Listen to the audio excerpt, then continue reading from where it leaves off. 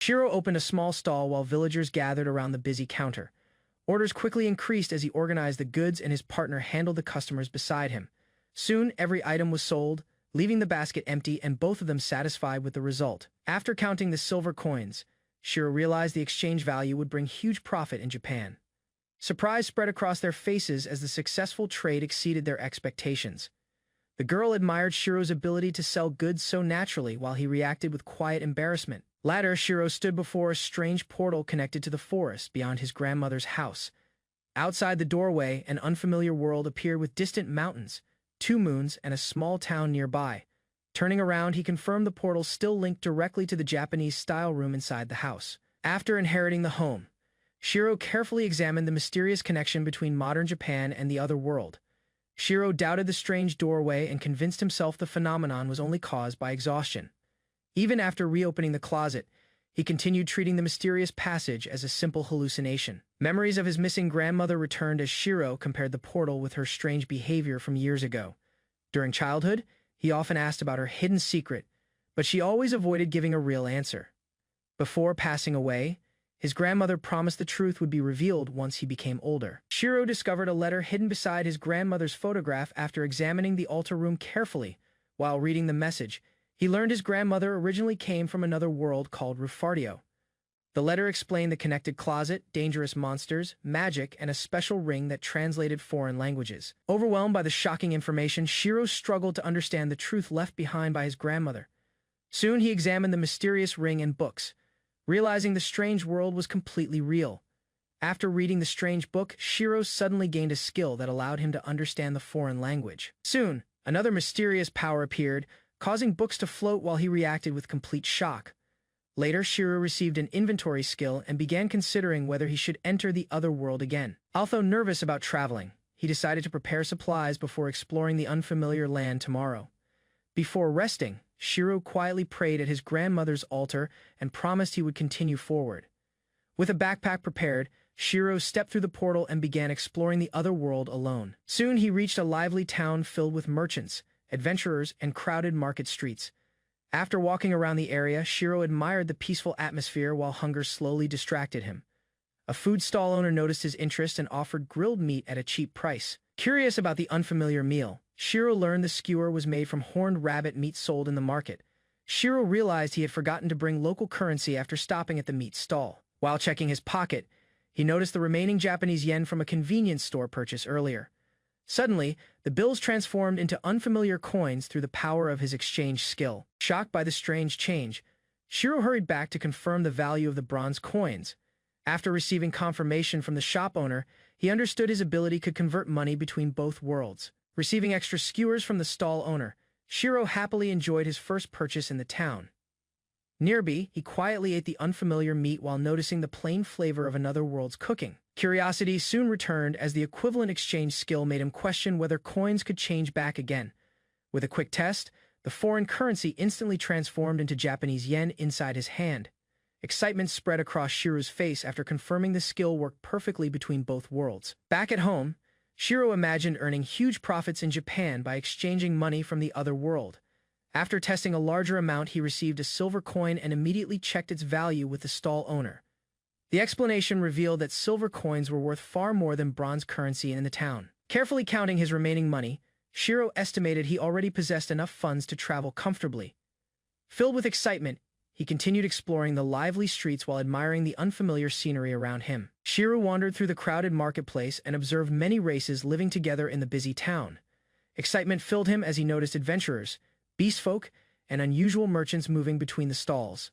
Feeling out of place, he realized his modern clothes attracted attention from nearby residents. Before searching for new clothes, Shiro encountered a young girl carrying a basket of flowers alone. Concerned by her situation, he stopped to ask about the flowers and learned she sold them for only a few bronze coins. Shiro learned the flower basket actually cost 2 bronze coins, though the girl quickly lowered the price. Instead of accepting the discount, he chose a different flower and paid the original amount she mentioned earlier. After receiving the payment, the girl agreed to answer several questions in return for his kindness. Nervously introducing herself, she revealed her name was Ina while speaking with Shiro in the street. Their first meeting ended warmly as Shiro introduced himself and gently shook Ina's small hand. During their conversation, Shiro asked Aina about the town while continuing to gather useful information from her. From her explanation, he learned the kingdom's currency system and realized gold coins held enormous value there. Observing the workers nearby, Shiro discovered most residents earned only a few silver coins each month. Aina also explained that merchants needed permission from the local government before starting any business activity.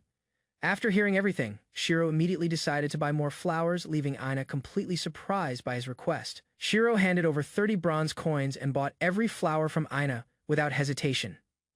Seeing the unexpected purchase, Aina thanked him warmly while struggling to hide her happiness. Holding the flowers carefully, Shiro remembered his grandmother and believed she would have loved them as well. Joy quickly spread across Aina's face after hearing his compliment about the flowers she sold.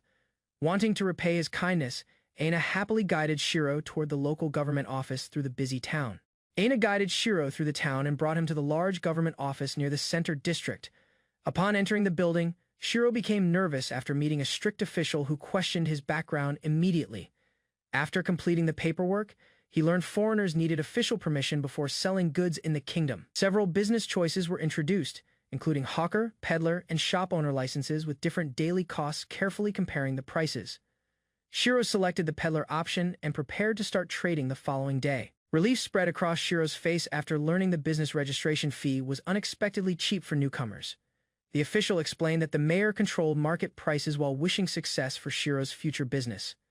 After finishing the registration, Aina quietly prepared to leave and return to her usual work nearby. Walking in the wrong direction, Shiro quickly embarrassed himself before Aina called him back toward the market. Together, they returned through the busy streets while Aina asked what products he planned to sell tomorrow. Aina suggested that Shiro should sell products useful for adventurers visiting the crowded marketplace. Looking around the town, Shiro noticed many heavily equipped adventurers gathering near the market streets. After hearing about the dangerous forest nearby, he realized monsters attracted adventurers searching for valuable materials and rewards. The explanation also revealed why Aina struggled to sell flowers in a town focused on survival goods. Before parting ways, Aina happily thanked Shiro for buying her flowers and expressed gratitude for meeting him that day. Cheerful guidance from Aina led Shiro deeper into the marketplace as he awkwardly reacted to her compliments. Along the busy streets, various stores displayed ropes, cloaks, lanterns, weapons, and camping tools for adventurers. Observing the crowded area carefully, he realized Aina possessed surprisingly useful knowledge about local business trends. Meanwhile, her energetic explanations caused Shiro to drift into thoughts about building a successful trading plan. Eventually, Shiro revealed a strange product from modern Japan after deciding what merchandise he wanted to sell. The following morning, Aina greeted Shiro enthusiastically while he prepared the products for his first business day. Sitting beside the street, Shiro noticed Aina had already gathered fresh flowers early in the morning. Proudly holding the bouquet, she hoped the sales would help her mother buy much-needed medicine later. After parting from Shiro, Aina nervously approached strangers and continued trying to sell flowers around the market. Watching her efforts from nearby, Shiro quietly encouraged Aina while promising himself to work hard as well. An adventurer stopped in front of Shiro's stall and became curious about the unusual product being sold there. Carefully explaining the item, Shiro introduced matches and described how the small sticks could create fire instantly. Using one match, he demonstrated the process by striking it against the side of the box. Shock immediately spread across the adventurer's face after witnessing fire appear from such a tiny object for the first time. After creating fire with a single match, Shiro immediately attracted attention from nearby adventurers and townspeople. Curious spectators gathered around the stall as Shiro repeated the demonstration step by step for everyone watching. Shock quickly spread through the crowd because most residents had never seen fire created so easily before. Taking advantage of their interest, Shiro encouraged the people nearby to try using the matches themselves. While observing the reactions carefully, Shiro realized matches could become a highly profitable product in this unfamiliar world. An elderly adventurer admitted he had never witnessed such an unusual fire-making tool despite his long experience. While explaining its advantages, Shiro described how matches remove the difficulty of starting fires during travel. Confidence grew as he promoted matches as a simple replacement for flint, magic tools, and costly methods. Holding the small box high, Shiro successfully captured the full attention of the gathered crowd. Excitement quickly shifted toward buying the product once the adventurers finally asked about the price of matches. After hearing the suggested price, Shiro quietly began calculating the best way to sell matches in the market. Two possible strategies appeared in his mind, either selling expensive luxury goods or cheaper products in larger amounts. Careful consideration led him toward the second option, because affordable items could attract far more customers. Remembering ordinary products from Japan, Shiro realized simple everyday goods could become valuable merchandise in this world. With his decision complete, Shiro announced a special opening price and officially began selling matches to the crowd. Large crowds surrounded Shiro's stall as matches sold out far faster than he originally expected. Exhaustion quickly hit Shiro after spending the entire day dealing with endless customers and orders. While resting, he noticed dark clouds gathering above the town and suddenly remembered Ina's flower business. Far from the crowded market, Ina continued trying to sell flowers alone beside the quiet street. Despite calling out to passing people, very few customers showed interest in buying her inexpensive flowers. By the end of the day, Shiro had already sold every match and closed his successful stall early. Curious about Ina's results, he quickly noticed her flower basket was still mostly full. Disappointment slowly appeared on Ina's face as she questioned why nobody wanted to buy her flowers. Trying to hide her sadness, Ina forced a smile and prepared to continue selling alone elsewhere. Before she could leave, Shiro suddenly grabbed Ina's hand and stopped her from walking away. After stopping Ina, Shiro seriously asked her to listen to an important proposal for a moment. Nervousness immediately overwhelmed Ina when Shiro invited her to help manage his shop the following day. Calmly reassuring her, Shiro explained that he trusted Ina and promised she would receive proper payment. Excitement quickly replaced her worries as Ina happily accepted the offer without any hesitation.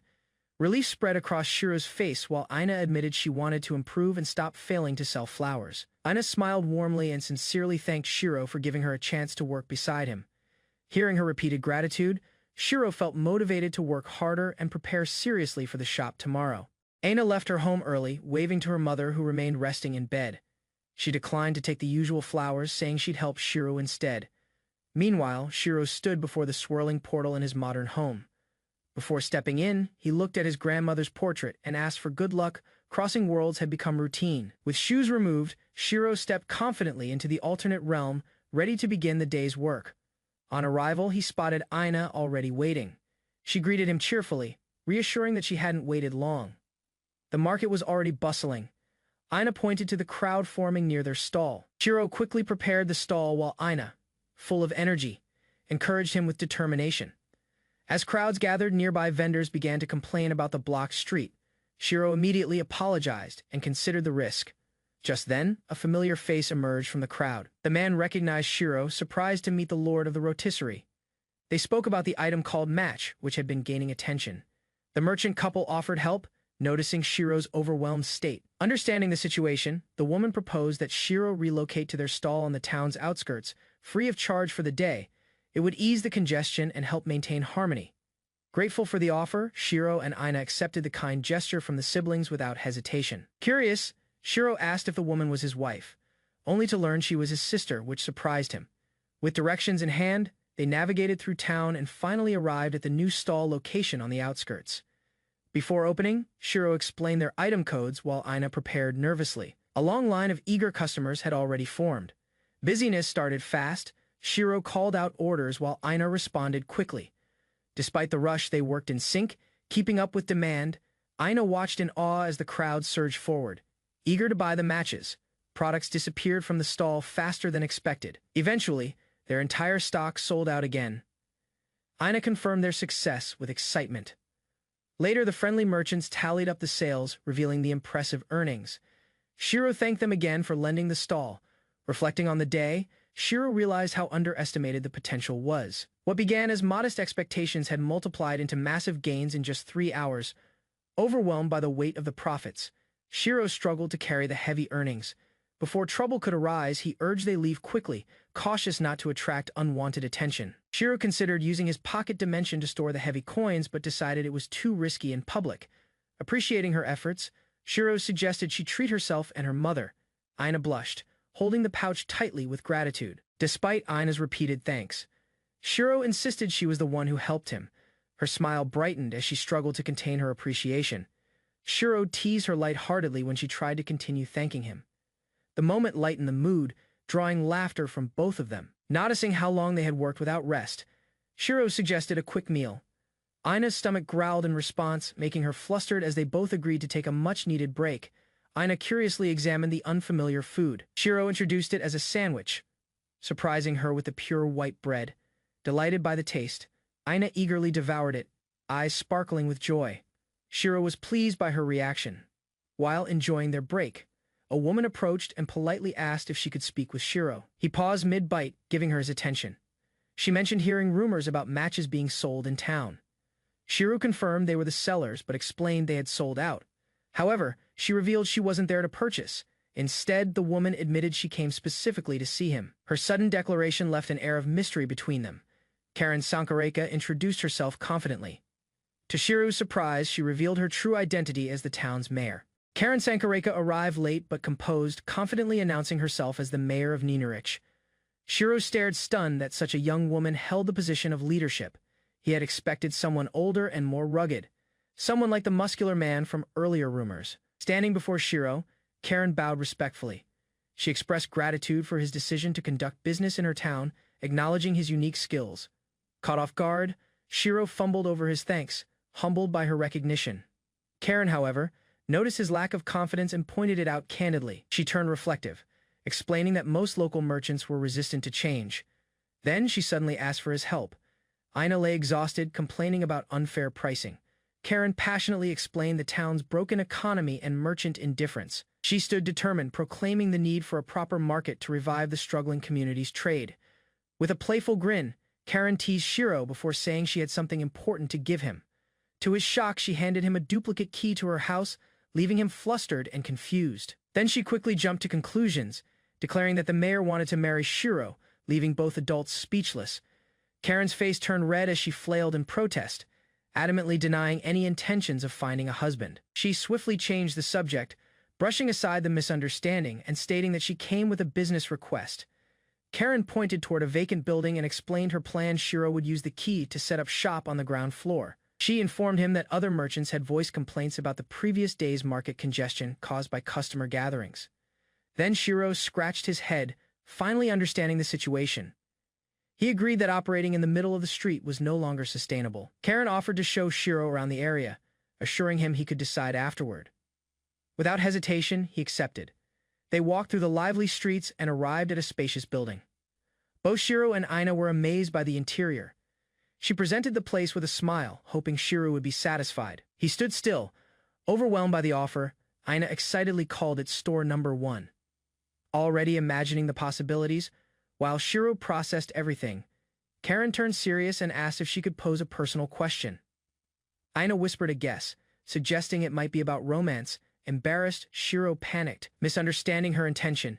He shouted that he didn't have a girlfriend. Karen froze, then exploded in frustration, yelling that wasn't what she meant to hear. Karen questioned Shiro's decision to start a business in their small town, masking her seriousness with a joke. Later that evening, she admitted the town was modest, home to just 500 people.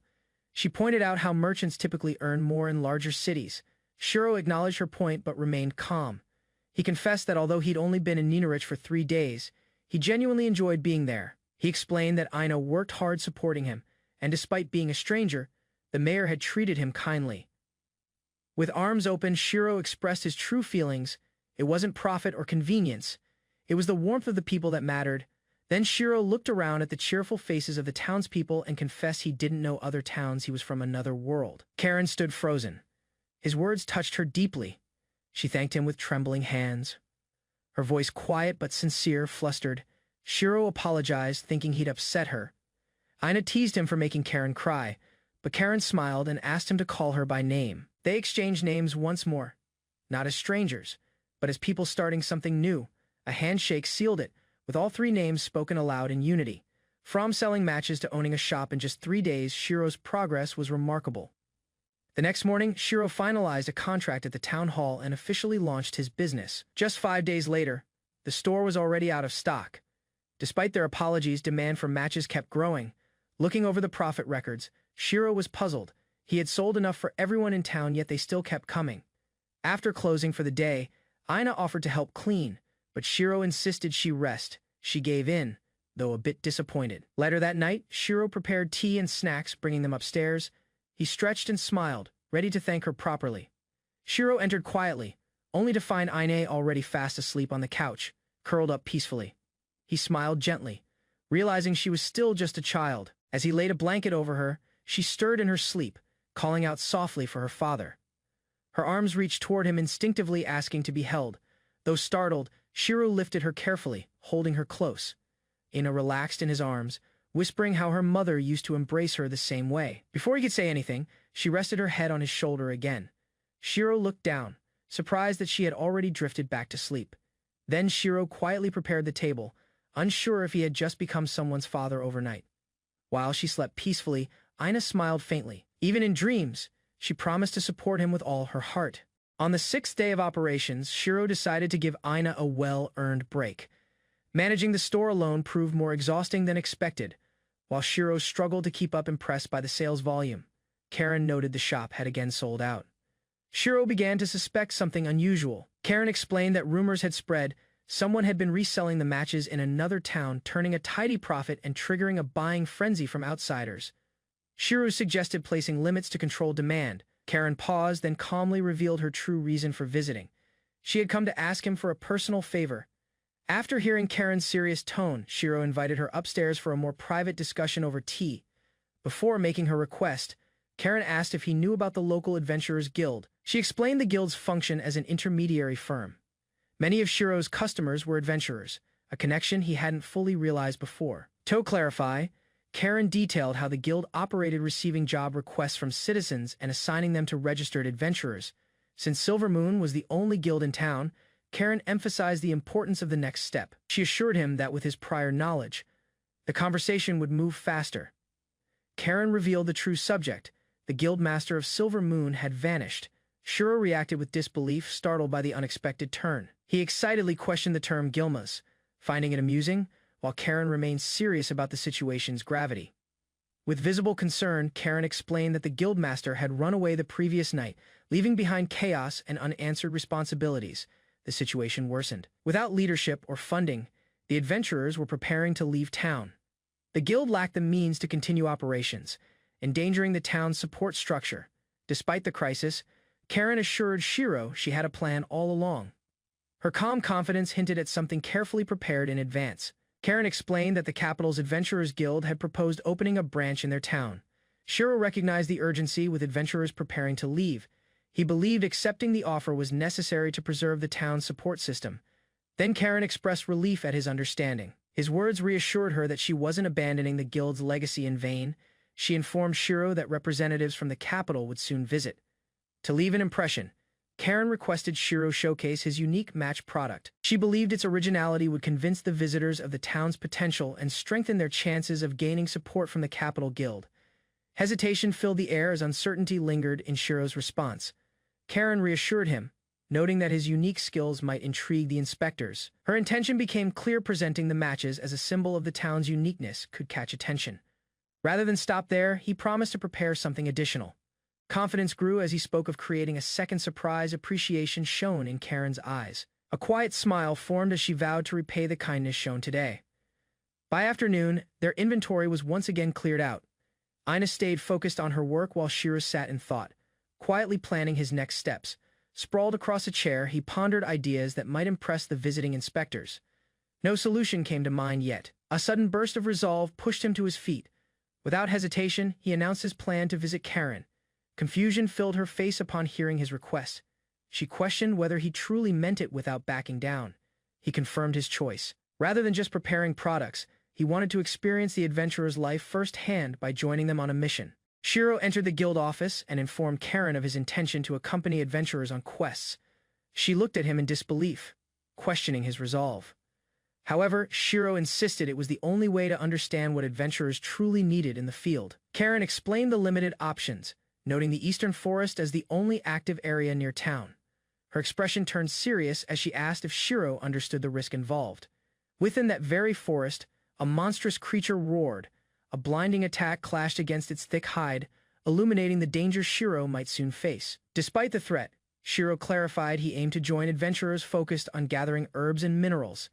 Late at night, the substitute guildmaster from the Silver Moon Guild arrived unexpectedly and delivered urgent news. Without hesitation, he fell to the ground, begging for financial help with a desperate expression. The request shocked Shiro. Karen calmly answered his question by gesturing the exact amount they demanded.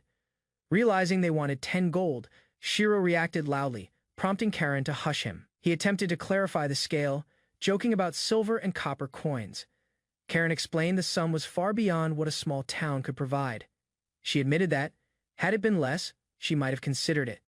Karen agreed to write a letter for Shiro but warned him not to expect much. After receiving it, he made his way to the Silver Moon Guild located in the Eastern District. Anxiously standing at the entrance, he hesitated.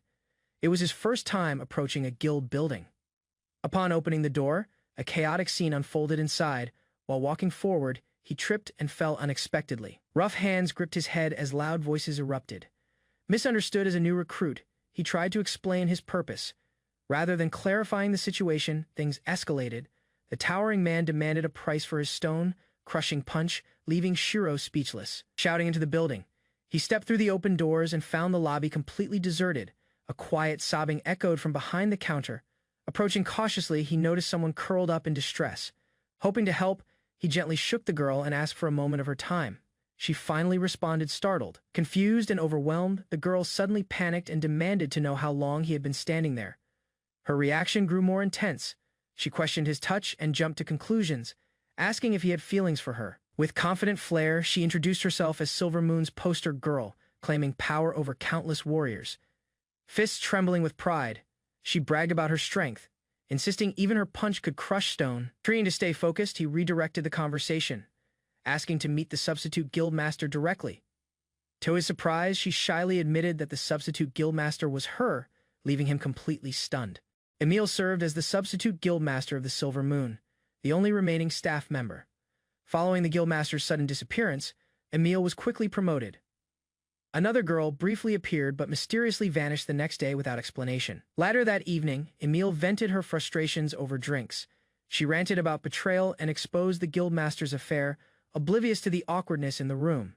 As her anger grew, she cursed the couple, wishing they'd been captured and sold off in disgrace. Eventually, emotions spilled over, grateful for Shiro's silent support. She called him kind. Her sudden shift in mood startled him, especially as her actions turned bold. As Emil finished fixing her uniform, Shiro interrupted with a formal letter.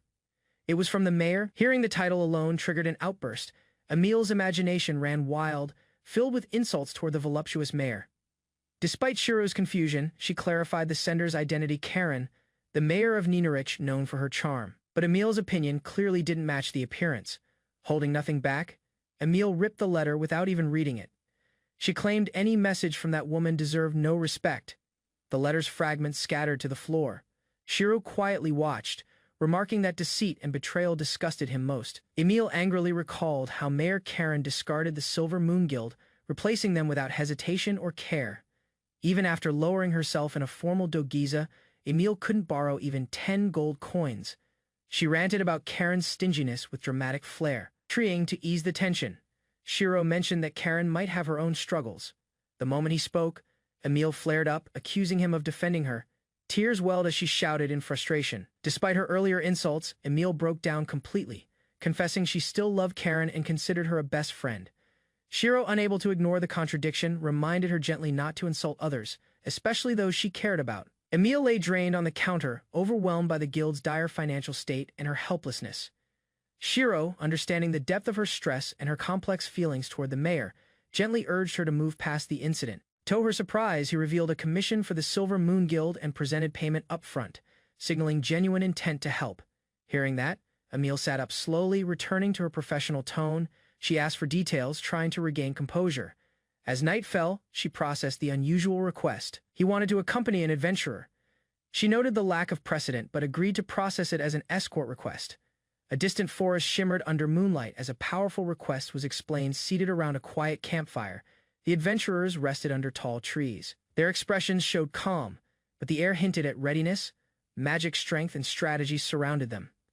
Known as Azure Flash, the party carried a strong reputation with diverse talents and trust among them. They prepared for whatever task awaited. Shiro discovered that his home's closet linked to another world. Upon arriving, he met Aina, a cheerful girl living in the city. Soon after, Karen, the mayor, offered him a store to sell goods. With help from Emily, the substitute guild master, he connected with local adventurers. A sign reading "Closed" hung outside the shop. Shiro decided to temporarily shut down his business for an upcoming trip. Explaining it would only last 3 days, he reassured Aina, She smiled, mentioning her own plans while calling it playing adventurer. Though curious, Shiro didn't press further. Aina brushed it off with a smile. After tying his shoes, Shiro prepared to leave quietly. Then Aina smiled and gently patted Shiro's back, wishing him safety before he departed on his trip. After leaving the house, Shiro walked toward the Silver Moon Adventurers Guild, stepping inside with a polite greeting. Waiting just beyond the door, Emily greeted him with a teasing smile and urged him to hurry up. As Shiro hesitated, past memories of Emily's overbearing behavior resurfaced, causing a brief moment of silent dread. Inside the guild, Emily introduced him to Silver Moon's elite party, assigned to help gather rare herbs. Among the seated adventurers, two women caught Shiro's attention, one equipped with armor, the other dressed in a cloak and wide-brimmed hat. Just as Emily began to explain the group's leadership, the blonde swordsman stepped forward with a friendly smile. Lyre revealed himself as the team's leader and reminded Shiro they'd met during a past business exchange involving matches. Their casual familiarity helped ease the initial tension. Next to Lyre stood Rolf, a large priest whose calm demeanor masked immense strength. Attention shifted to Nesca, a quiet magician clad in dark robes. Her words were few, but her power was unmistakable. A careless remark about slow chanting earned Lyre a sharp whack from Nesca's staff. Her expression unchanged. Without missing a beat, she muttered a vague promise to consider speeding up. Lyre quickly shifted focus to the next party member. With high energy and raised arms, Kilfa jumped forward to introduce herself, ears and tail on full display. Curiosity rose as Shiro asked about her feline features. Serving as the group's ranger, Kilfa proudly explained her tracking and combat skills, adding flair with every pose and cheerful tone. Plans moved forward. Lyre asked if everyone was ready, prompting Shiro to respond without hesitation. With everyone's resolve confirmed, the group departed together toward the eastern forest, aiming to complete their mission. Elsewhere, Aina walked alone through town streets, eventually stopping in front of a building with a bottle sign overhead. She pushed open the door and stepped inside, her eyes landing on a familiar figure seated at the bar. Recognizing her from a past encounter, the man greeted her casually. Aina quietly acknowledged him and prepared to fulfill their prior arrangement. Among the group were Rolf, a disciplined warrior monk, and Nesca, a composed wizard. Both carried themselves with quiet confidence, ready for the task ahead. Also present were Kilfa, a nimble ranger with keen senses, and Lyre, the calm leader of the team. The group set off along a forest path. Lyre reassured the newcomer there'd be no need to engage monsters. Their goal was not combat, but herbs specifically, rare ones requested by the guild. Kilfa, energetic and confident, claimed to have found plenty. Evening approached quickly. With the forest darkening, the group agreed to halt and rest. Lyre closed his eyes, thinking carefully about their next steps. Lyre decided to halt the journey for the day, reminding everyone of the group's safety rule. Shiro looked surprised, but the leader insisted resting early ensured long-term survival in the wild. As the team began setting up camp, Shiro reflected on his past job. He admired Lyre's leadership, something he had long wished for. With the fire lit, the party sat together in comfort.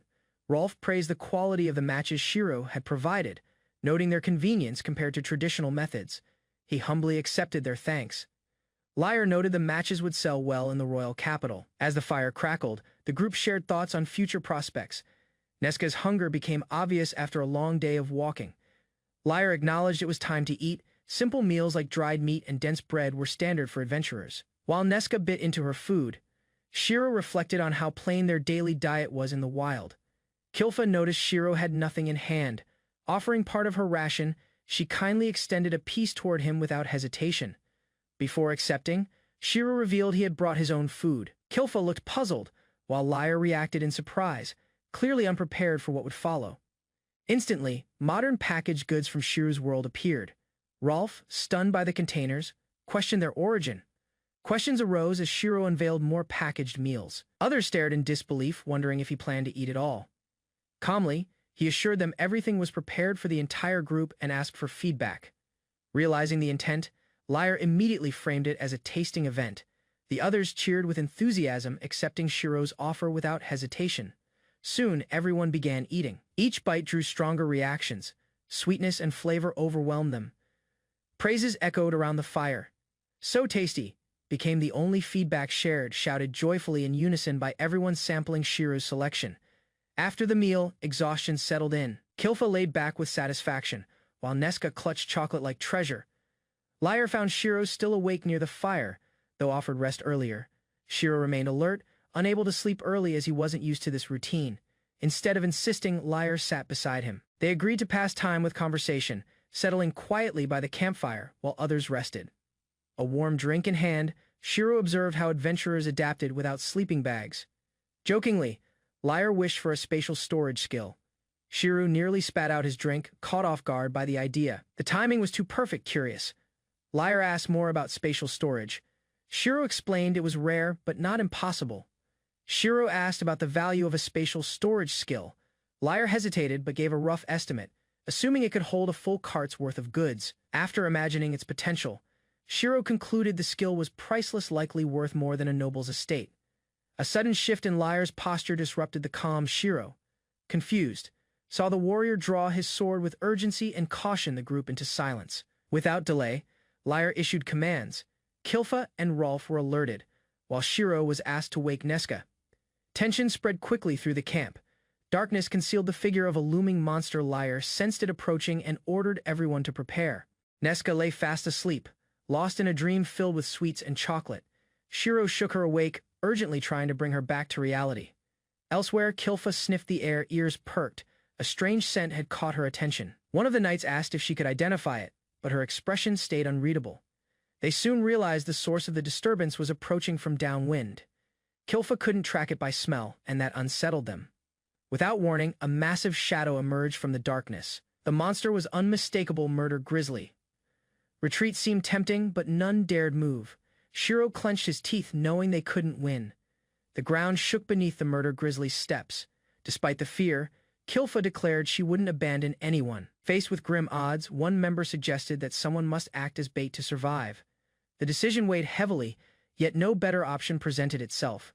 A strange quiz formed in Shiro's mind, evaluating who among them was most disposable. Logic pointed to himself, an outsider, a non-combatant, someone with little value in a fight. As silence fell, Shiro accepted the truth. Everyone's expressions confirmed it. He didn't need to hear the words, their meaning was already clear. With a bitter smile, he accepted his role. Shiro would be the bait for everyone else's survival. Plans shifted. Instead of sending Shiro as bait, Liar and Rolf volunteered to hold off the threat. Shiro stood stunned, unsure how to respond. With calm resolve, Liar apologized to Rolf. Their bond as old comrades left no room for doubt or hesitation. Shiro tried to protest, but Liar rejected the idea. He wanted to leave a strong final impression on the woman he cared for. Neska silently accepted, her eyes serious. Weapons drawn, Liar stepped forward while Rolf prepared healing spells. Neska, hiding her worry, muttered quietly. They all knew the risks. Before anyone could move, Liar shouted his signal to run. Kilfa noticed something approaching from behind, eyes widened as figures emerged from the shadows. Everyone turned tense. Multiple presences were closing in fast. A second roar followed. Not one, but two murder grizzlies had surrounded them. Escape chances dropped sharply. Retreat orders were shouted. Panic began to surface. Neska stood frozen, overwhelmed by the approaching doom. While others braced for death, Shiro calmly searched his pouch. Something his grandmother once said echoed in his mind. His hand moved first. Explosives detonated against one beast, shocking everyone. Confidence returned to his voice as he prepared the next strike. A burst of flame erupted as he aimed the canister. Sparks flew, forcing the beast to recoil instantly. A tense silence gripped the group as they discovered two massive creatures surrounding them. Panic set in under the pale moonlight, terror clouded their thoughts.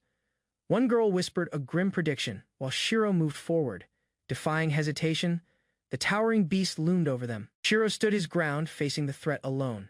A companion shouted for him to flee, but he didn't move. Shiro reached into his pouch and swiftly tossed a string of firecrackers toward the beast's path. Sparks flared and leaves scattered from the sudden motion. The explosive flash caught the creature off guard, forcing it to recoil. Seizing the moment, Shiro advanced, determined to end the threat. Leaping into action, Shiro unleashed a powerful spray of mist directly into the bear's face. Just as he recovered, a second bear charged in from behind. A panicked shout warned Shiro, prompting him to turn swiftly and react without delay. Without missing a beat, Shiro sprayed again, hitting the second bear head on while his allies watched in disbelief. One of them questioned whether Shiro had used some kind of magic. Confused but impressed, they stared at him with newfound awe. Shiro casually held up the can, explaining it was simply a commercial bear repellent containing poisonous mist. No spells, just smart preparation. As the group debated whether to flee, Shiro explained the mist's purpose. It blinded and choked the bears. Excitement flashed in one fighter's eyes. He realized this was the perfect moment to strike back. The party rallied behind him, determined to turn the tide, each member prepared to launch their own attack. Working together, they overwhelmed the confused beasts with a flurry of spells, weapons, and coordination. Victory soon followed. With the threat neutralized, the group celebrated. Shiro stood quietly, already focused on cleanup. The others teased him, shifting the mood from battle to banter. Faces turned red as unexpected teasing caught both Lyre and the mage girl off guard. Shiro brought up Lyre's earlier words, shifting the attention again, flustered.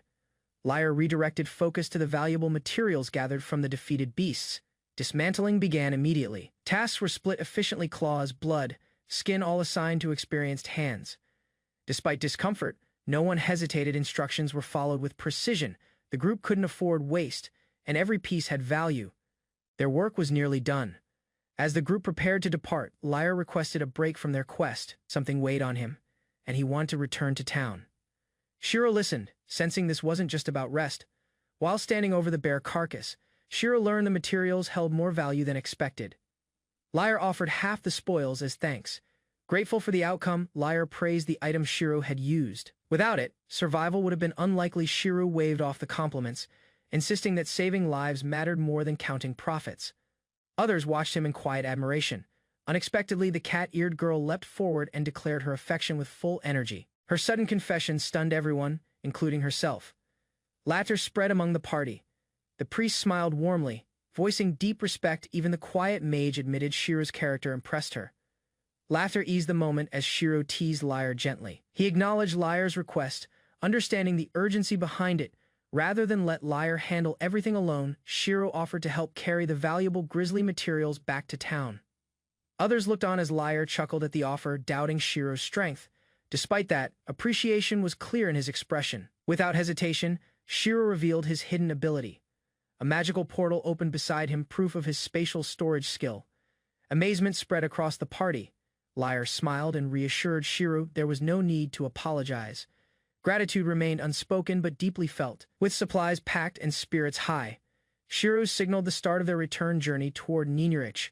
Lyre, however, questioned the decision. Since spatial storage made transport easy, continuing the herb search seemed logical.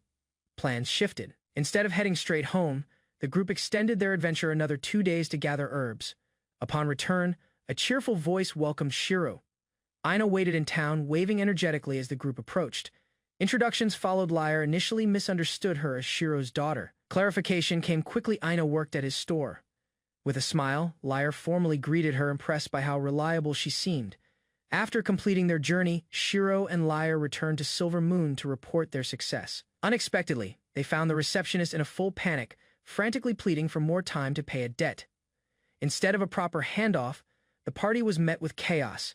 The expected formality had completely unraveled. Tears streamed down Emily's face as she begged for one more month to repay her debt. The stern man remained unfazed, his patience clearly exhausted after hearing the same promise for half a year. Inside the guild, curious onlookers noticed the argument. Shiro, observing quietly, asked about the agitated man confronting Emily. Stepping forward, Shiro introduced himself as a local merchant, calm and composed. He inquired about the situation.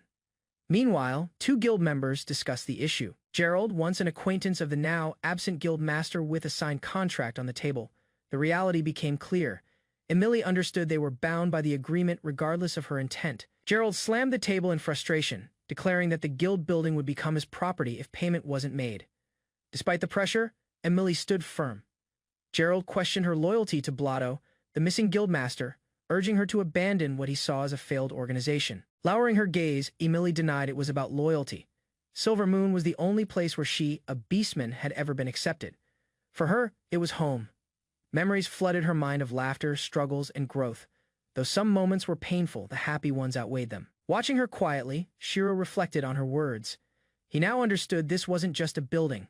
Years had passed since Grandma Mio vanished. On a quiet summer day, a conversation stirred painful memories. A relative suggested they sell the house. Though details were unclear, those words struck deeply. Without hesitation, he dropped to his knees, pleading in front of everyone. Back in the present, Shiro stood silently. Emily recognized his shift in mood. Gerald acknowledged her feelings but reminded everyone that personal emotions didn't override legal contracts. Just as the title deed was about to change hands, Shiro intervened. With firm resolve, he stepped forward and shouted, "Please wait." He wasn't going to let them lose another place that held irreplaceable memories. Stepping forward, Shiro called out to Emily and made a quiet request. He asked her to buy something from him, leaving her visibly confused. Once the item was revealed, Gerald gasped, recognizing it immediately. He identified the materials as coming from a dangerous murder grizzly, a rare and valuable subspecies.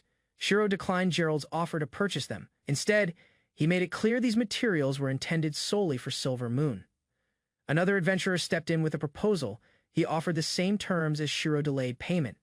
Without pressure, tears welled up in Emily's eyes. Relief and gratitude overflowed as she shouted her answer with determination. Gerald offered to buy everything, raising his bid to 32 gold coins.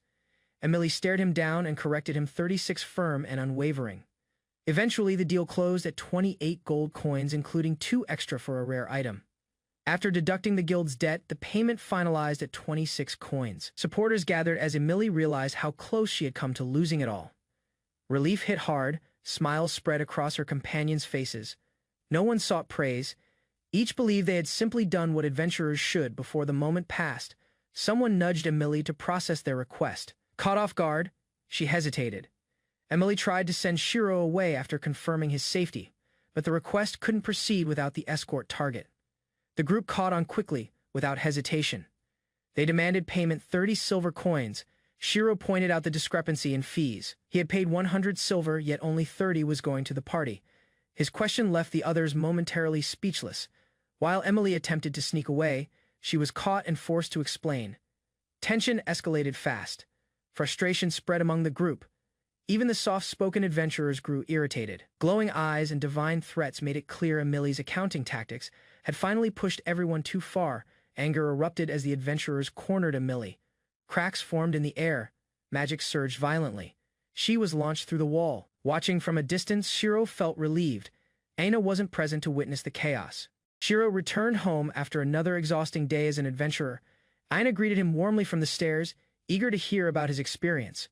Raising his arms, Shiro began sharing the tale. Aina listened intently as he described the forest and the events that unfolded. He explained how the battle with a murder grizzly stretched over 3 intense days. Aina's eyes sparkled in admiration, clearly impressed by his bravery and effort. Although Shiro humbly credited Azura Flash for the victory, Aina insisted his presence had been crucial. Opening it, Shiro was abruptly struck. In front of him stood Karen, looking serious. He quickly asked what was wrong.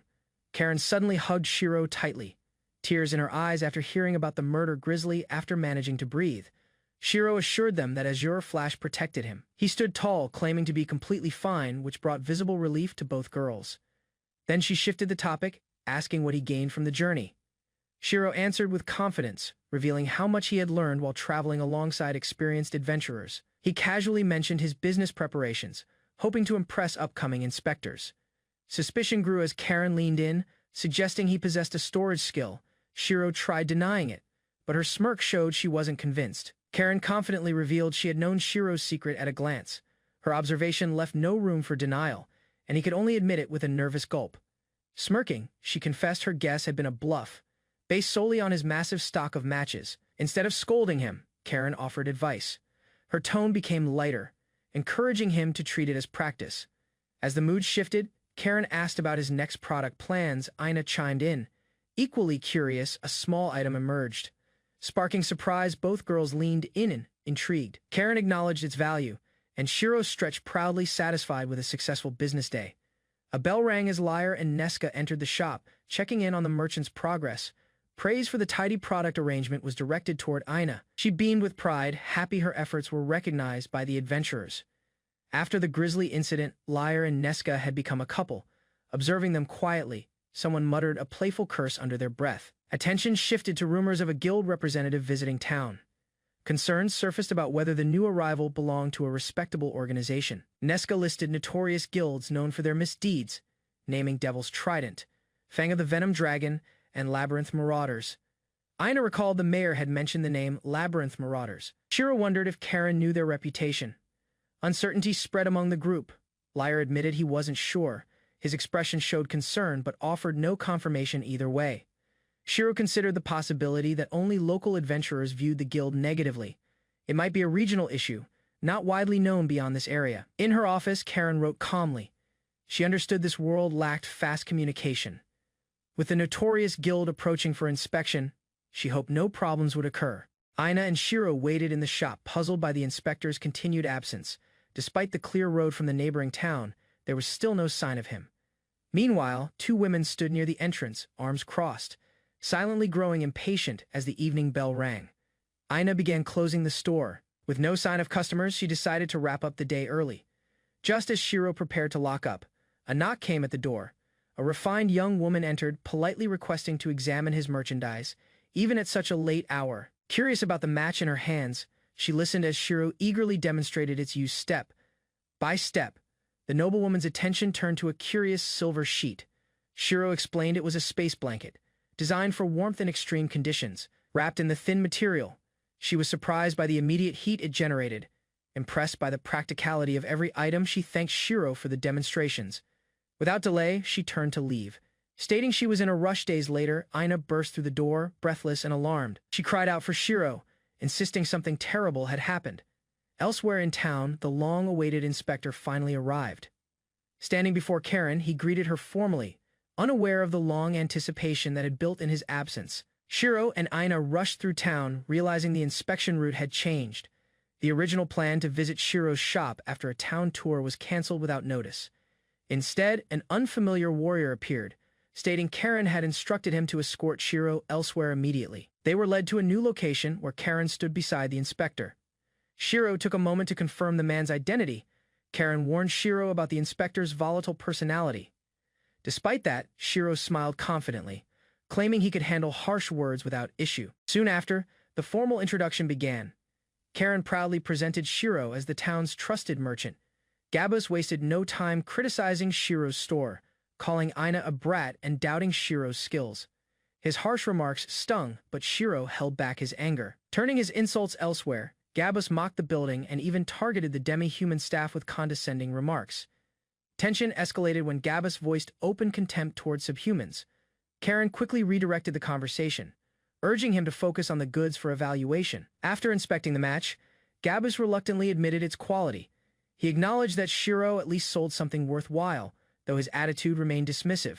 With a smirk, Gabus announced that the Labyrinth Marauders would establish a branch there. Gabus declared his guild would not only enter town, but become the only one permitted to operate. Silver Moon was immediately targeted for closure. Additional demands included full tax exemption and that all construction costs be covered locally. His final condition was complete control over the match trade. Shiro's invention became the centerpiece of Gabus's monopolistic ambitions. Questions about Shiro's credibility followed. Gabus mocked his professionalism, implying incompetence in a tone both dismissive and provoking. Frustrated, Shiro confronted the inspector. Before things escalated further, Karen interjected, attempting to keep tensions from exploding under Gabus's increasingly insulting remarks. Karen tried to reason with Gabus, explaining that granting him exclusive control over matches was excessive. Rather than compromise, Gabus used a map to illustrate his power, with branches across the nation. He argued that buying through him meant nationwide distribution. He presented the deal as irresistible sell to him and earned more than the town could ever dream. Shiro considered the proposal but remained firm. Production limits made such a monopoly unfeasible, and he refused calmly but decisively. Negotiations collapsed. Karen requested a fresh start, but Gabus exploded with anger, insulting the town and its people, revealing his disdain for anything beyond his control. Before Gabus could storm out, a new argument was made. The region's forest offered rare resources, and adventurers were already using the town as their base.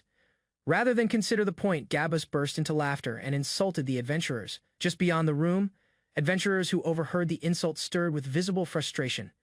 Still smug, Gabus declared his presence alone could elevate the town. He mocked their offers and demanded a decision. Brushing off the town's worth, pressure mounted. Shiro was told the town's future rested on his answer. Requesting more time, he was instantly dismissed. Gabus showed no patience for delay. A smug merchant mocked the town's staff, suggesting they replace the current worker with someone competent. His insults escalated, calling the locals subhuman and useless. Believing he had gained interest, he continued with cruel arrogance, unaware of the silent fury building across the room. A sudden blow landed square on his face, sending him flying. Rage had boiled over. Without hesitation or warning, his victim struck back. A wave of unease washed over Shiro as he sensed an all-too-familiar tension in the air. He stood in silence, staring ahead while recalling the pressure of a past confrontation. It felt exactly like the moment he left his exploitative job back. Then, his boss had berated a junior employee without reason. Shiro couldn't stay silent and snapped, stepping in to defend the one who admired him. The situation spiraled quickly. Harsh words were thrown, and he was kicked out with a furious shout. Now faced with another abusive figure, Shiro didn't hesitate. Anger surged, and with one motion, he launched the man skyward. Karen approached, clearly shaken. Shiro asked if she'd been harmed. After hesitating, she admitted the man had touched her inappropriately. Hearing that, Shiro lost his composure. He grabbed the offender without warning. Karen pleaded for him to stop, but his rage had already taken over. The armored man asked if Shiro needed assistance without hesitation. Shiro agreed. Drawing on an old memory, Shiro recalled the very move he once used on his boss. With practiced force, he slammed the man down using a devastating pile driver. Afterward, Shiro stood calmly. He stated his stance clearly. He hated violence, but would not tolerate cruelty. Shiro stood firm, voice rising in defiance. He refused to stay silent in the face of injustice. Aina ran to him, tears streaming down her cheeks. Her sudden hug caught him off guard, but her trembling hands made his resolve stronger. Infuriated, the humiliated man shouted threats. His rage exploded as he declared Shiro would pay for what he'd done. Claiming authority, he revealed his ties to the feared Labyrinth marauders and vowed revenge on the entire town. Shiro, unfazed, asked if that meant war against their city. As the mayor, Karen warned that such threats would force her to notify Margrave Bashir, trying to de-escalate. The man proposed a deal. He dropped the issue, given a monopoly on match sales. Shiro leaned in and tugged the man's ear, making his position painfully clear. He wasn't going to be intimidated or controlled. Firmly, he declared no intention of doing business with anyone aligned with the man. If they came to his store, they'd be kicked out. Backpedaling. The man panicked and offered to buy the matches at any price. His tone turned desperate, trying to save face. Shiro remained calm. He refused the offer and affirmed he would continue selling matches retail. Despite his earlier threats, the man tried shifting the conversation, pretending the deal could still be salvaged. Laughter erupted from the adventurers.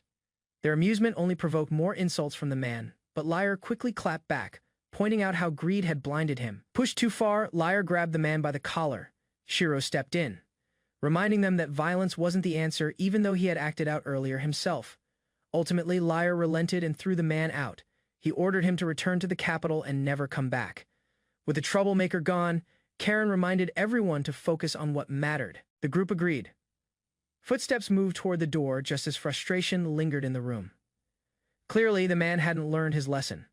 A composed woman entered, apologizing for the disruption. She explained her presence was due to hearing the mayor was inside.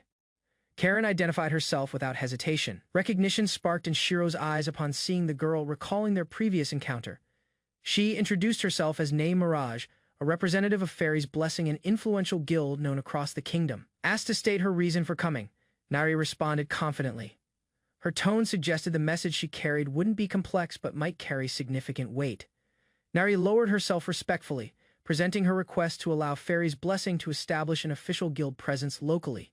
Neki introduced herself with a calm expression and proposed opening a branch called Fairy's Blessing in the town, surprising Shiro's group and raising immediate doubts. Redirecting her pitch toward the guild employee, Nei promised substantial benefits if they agreed to host the new branch, including a salary increase 5 times over. Unable to resist the opportunity, the guild member accepted with dramatic flair, shouting their approval and throwing themselves forward. Shiro, breaking his silence, proposed they should hear Nei out before making any final decisions. Inside the office, Shiro and Karen sat across from Nei, calmly requesting that she explain her background and motivations for establishing a branch in their town. Neri presented a worn map recovered by a guild party from a hidden dungeon, claiming it was crafted by an ancient magical civilization. The map showcasing the full continent. While Shiro and Karen remained tense, Neri revealed that the real significance wasn't the map's existence, but rather where it began. Pointing eastward, Neri explained that the forest in that direction contained ruins from forgotten eras, including ancient kingdoms, temples, and labyrinths. Karen and Shiro reacted with shock at the revelation, struggling to grasp the scale of what Nei implied. Nei then linked the interest of the group Labyrinth Marauders to the ruins, suggesting they sought to monopolize access for themselves. She explained that Fairy's blessing intended to focus its full strength on exploring the ruins. Shiro questioned why this town had been chosen, prompting Eni to explain it was due to the lack of competing guilds. Instead of constructing new facilities, Neri saw an opportunity to collaborate with the existing guild. There was another reason she had chosen Ninaric Shiro's store. Its presence added unexpected strategic value, catching Shiro completely off guard. Neri had visited the store earlier and was impressed by its inventory. She genuinely believed the goods and tools inside could support their operations. She leaned forward with urgency, requesting Shiro to consider opening a branch store within their guild. Karen pressed for clarification, asking what conditions Fairy's blessing might impose on the town. Caught off guard, Nei appeared confused, genuinely surprised by the question, insisting that no such demands had ever been intended. She angrily recalled a previous guild representative who acted arrogantly, despite permission, insulting others and making unreasonable requests. Karen, with a cold expression, added that the man had harassed her, while Shiro noted he'd been insulted too. Although Fairy's blessing had no demands, Neri clarified that they would need lodgings built for members. Gratitude filled the room as Neri formally acknowledged the acceptance from Shiro's group. Karen extended her hand with a welcoming smile, solidifying the partnership. Several days passed peacefully. Shiro resumed his usual work routine, managing customer orders at the store. Confusion clouded her response when she misunderstood a basic task.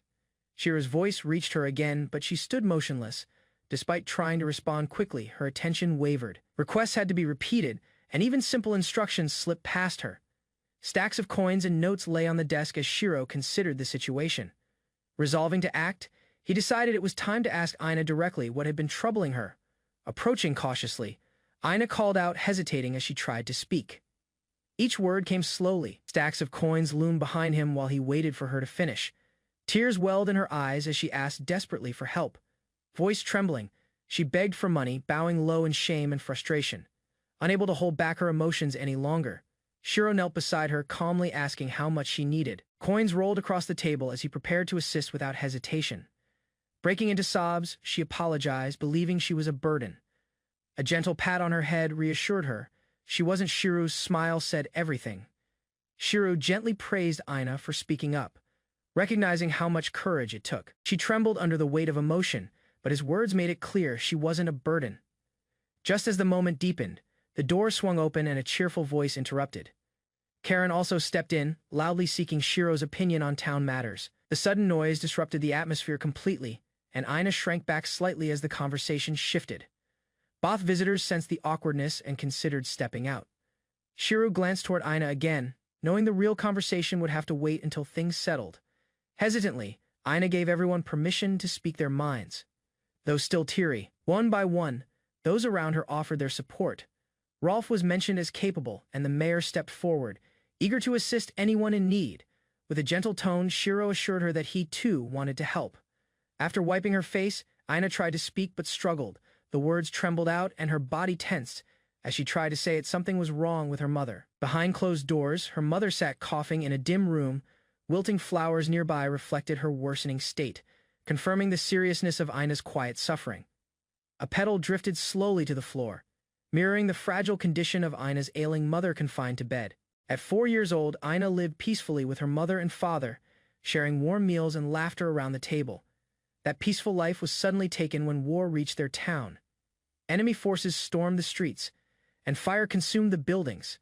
Their house collapsed into charred rubble, and all the things Aina loved were lost. The toys she held dear, the corners she played in, everything turned to ash.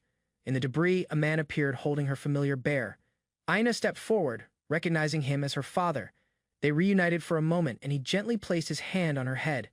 But that fragile happiness didn't last. Shiro was taken from their home, drafted into the army as part of the national call to arms. The war dragged on for 6 months before peace finally returned. But 2 years passed with no sign of Shiro.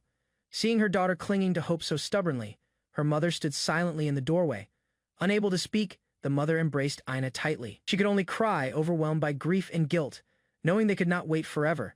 They left the familiar ruins behind, crossed multiple borders, and finally arrived in the distant town of Ninaric. When Aina asked why they had moved to such a distant place, her mother simply answered that war didn't reach this far. 2 years after settling in the remote town, survival became increasingly difficult. The mother ate less each day so Aina could eat her fill. Over time, her mother's health declined from exhaustion and hunger. One day, she sat Ina down and quietly apologized. Reality forced Ina to grow faster than most. Her childhood friend, the stuffed bear, watched silently as she faced the truth. Standing before the mirror, Ina stared at her reflection, then gave herself a firm pat on the cheeks. To support her mother, Ina used her remaining copper coins to obtain a license to sell flowers in the market. One morning, she noticed a traveler with a large pack. Their eyes met, and something about him made her pause. That was when she met Shiro. He not only bought her flowers, but also offered her work. Because of that job, Ina was able to afford medicine for her mother. Relief and hope returned to her face as she skipped joyfully through the streets. Her first earnings, 10 silver coins, were already set aside in her heart for something important. An adventurer claimed the potion he offered could cure anything. Trusting his words, she spent all her money to buy it. After finishing the potion, no change came. Coughs echoed in the room, and hope began to fade. Darkness crept into her thoughts as despair set in. No magic or miracle had worked, only money could solve the problem now. Wishing only to help, she silently begged for a way. If funds were available, traveling to a proper city hospital might have offered a real cure. Tears welled up, but she stood firm and made her request. Asking for money felt shameful, yet she accepted the risk of being hated. Ina struggled to hold back tears, unsure of how her request would be received. Instead of harsh words or rejection, Shiro quietly reached out with calm eyes. Without saying anything, he placed his hand gently on her head. That simple gesture brought relief, and Ina's trembling slowly faded. Shiro listened quietly as Ina lowered her eyes, speaking about her mother's condition. A heavy silence filled the room, broken only by the distant sounds outside the window. A man burst in through the broken wall, fury written across his face. With clenched fists and wild eyes, he demanded to know who had given the girl a false remedy. Another adventurer stepped in, trying to defuse the situation while restraining his companion. He continued explaining that potions like the one Ina trusted couldn't cure internal illnesses. Finally, the truth settled in. Ina had been deceived. Her wide eyes blinked in disbelief as she processed the betrayal. Tears streamed down Ina's face as she tried to process the truth. Her voice trembled, but the pain was clear. Shiro stood silently nearby, unable to offer comfort. With determination, the furious man declared his intent to chase the one who had lied to Ina. The remaining group shifted focus. Shiro, Ina, and 2 others set out toward her mother's side. Their expressions were heavy with purpose. As they approached the house, Shiro quietly questioned the name of the illness. His eyes narrowed as he repeated the words, living rot disease. Climbing the stairs, Shiro asked about the disease's nature. Confirmation came: her mother truly had living rot. Rolf explained the grim nature of the illness. Limbs weakened, strength faded, and no known cause had been found. The group finally reached their destination, Ina's home. Shiro was surprised by how far she traveled daily just to attend school. Her dedication left him speechless. Taking a deep breath, Ina stepped forward and called out. With cheer in her voice, she invited Shiro inside to meet her mother. Lying in bed, a pale woman stirred at her daughter's voice. Her expression softened as her eyes met Ina's despite her weakened state. The woman smiled warmly. She introduced herself as Stella and thanked Shiro sincerely for caring for Ina. Stella pushed herself up to sit. She apologized for being rude, but Shiro gently noted that Ina was the one caring for him.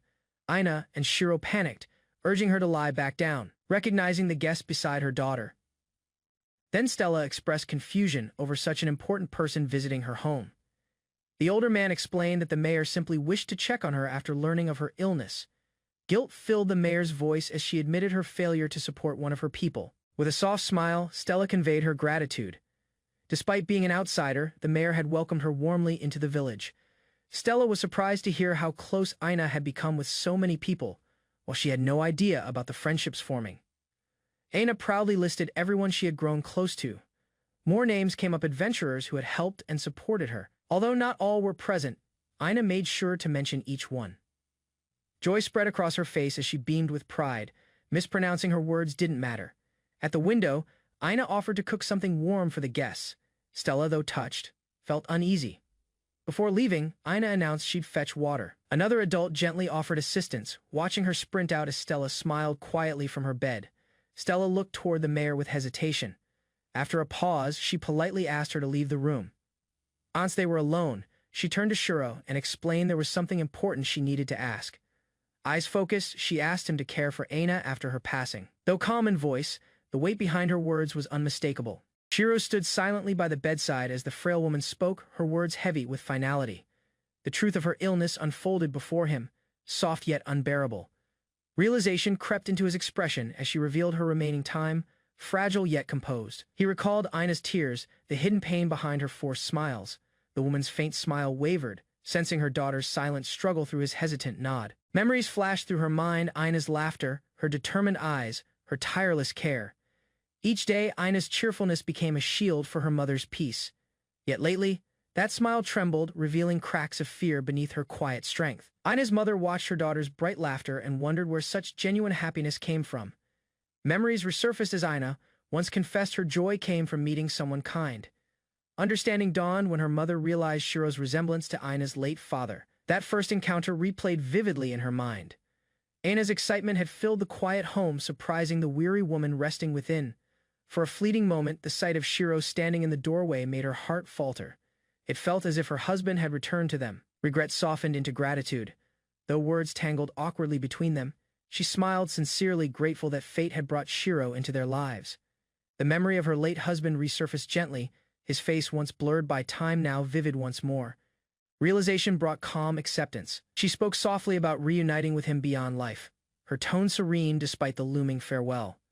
Rising unsteadily, she expressed her final wish for Ina to be protected when she was gone. Before finishing her plea, her body faltered. Panic filled the room as Shiro rushed forward, instinctively reaching out to save her. He caught her in his arms, their eyes meeting briefly in silence. Gratitude and sorrow intertwined, marking the beginning of an unspoken promise. After catching her fall, Shiro gently helped Stella sit down, his concern evident in his unsteady voice. Determined to understand her condition, Shiro hesitated before asking for permission to examine her legs. His request startled her. Yet his sincerity eased her doubt, gathering courage. He began his careful inspection. Stella's heart raced with embarrassment, uncertain of his intentions but trusting his calm demeanor. Silence filled the room as his focused touch revealed the truth beneath her illness. The faint warmth returning to her limbs gave a fragile sign of hope. Realization dawned on Shiro, her body still held faint traces of life's strength. Confidence returned to Shiro's face as he declared his knowledge of the disease plaguing Stella's body. A spark of hope lit the dimly quiet room. His reassurance carried conviction. He spoke of another case he once witnessed, proving that recovery was possible. Her trembling hands gripped the blanket as realization set in.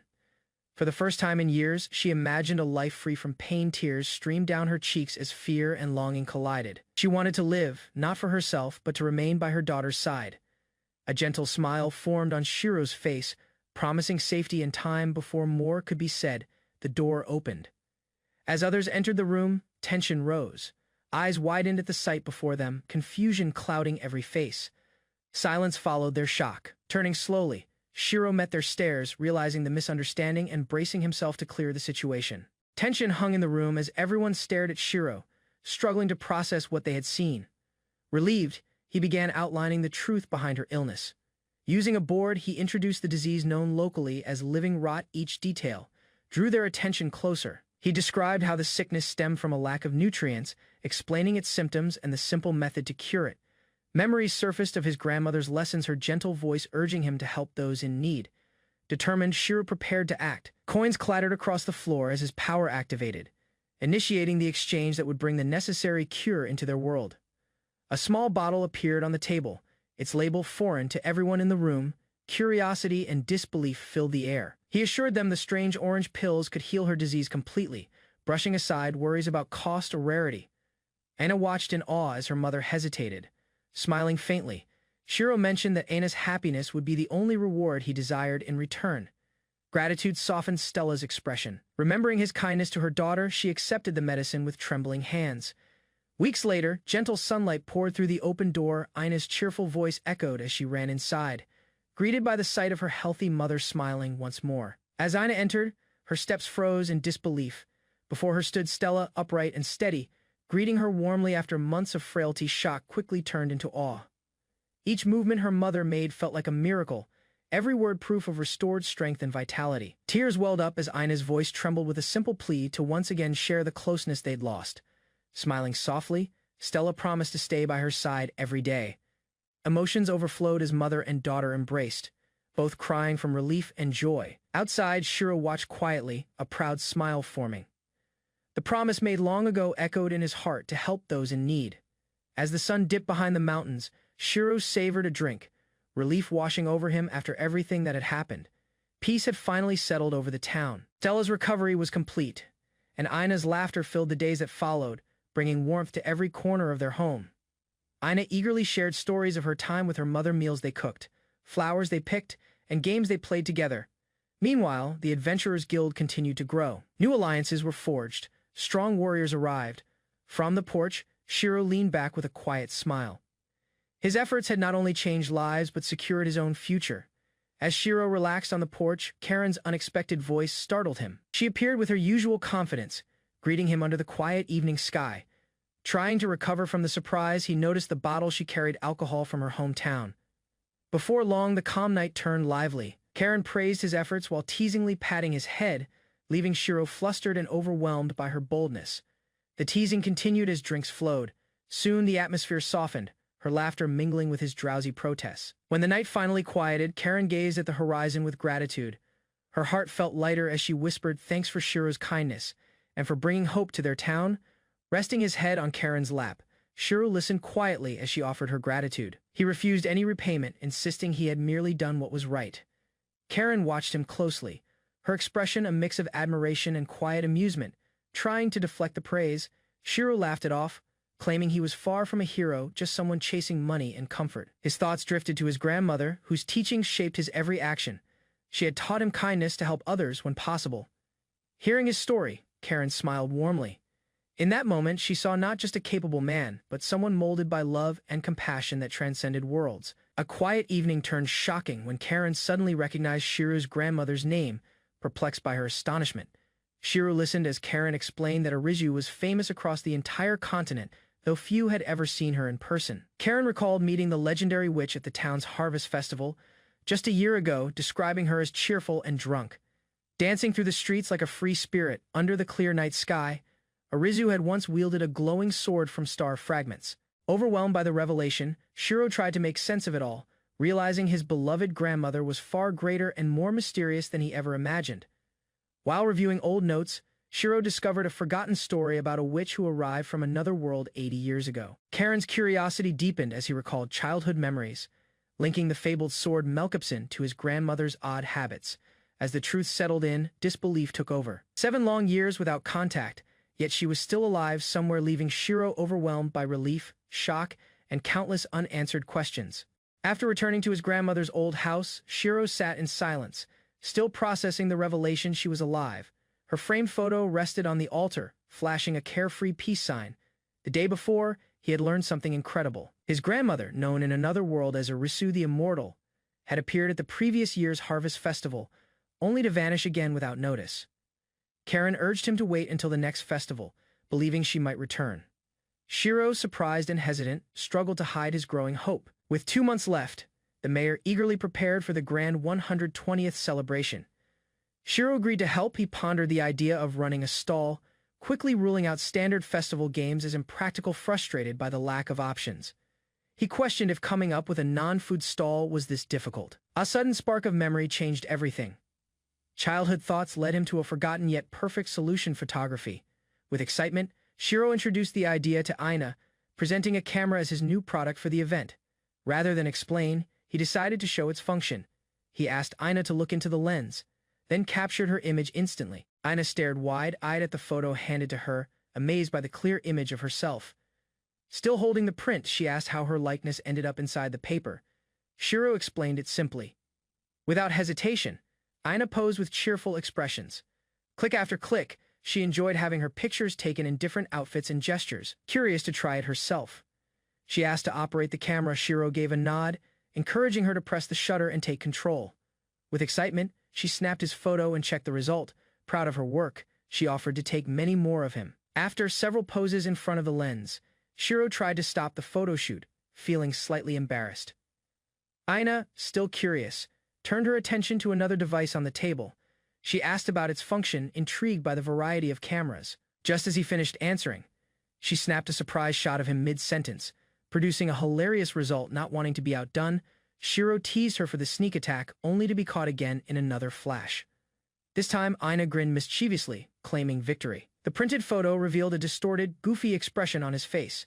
Speechless, he stared at the result, realizing the tables had turned. As water flowed gently, Shiro recalled his grandmother's presence through a haiku and her familiar peace sign. A soft voice greeted him at the doorway. Stella thanked him for spending time with Ina again today. While chatting, they spoke about the new housing Shiro had arranged for them. Located just 10 minutes away, the place was comfortable, though Stella admitted she was still settling in. Ina suddenly spoke up, revealing her mother's weakness for cleaning. Laughter filled the room while Stella blushed in embarrassment.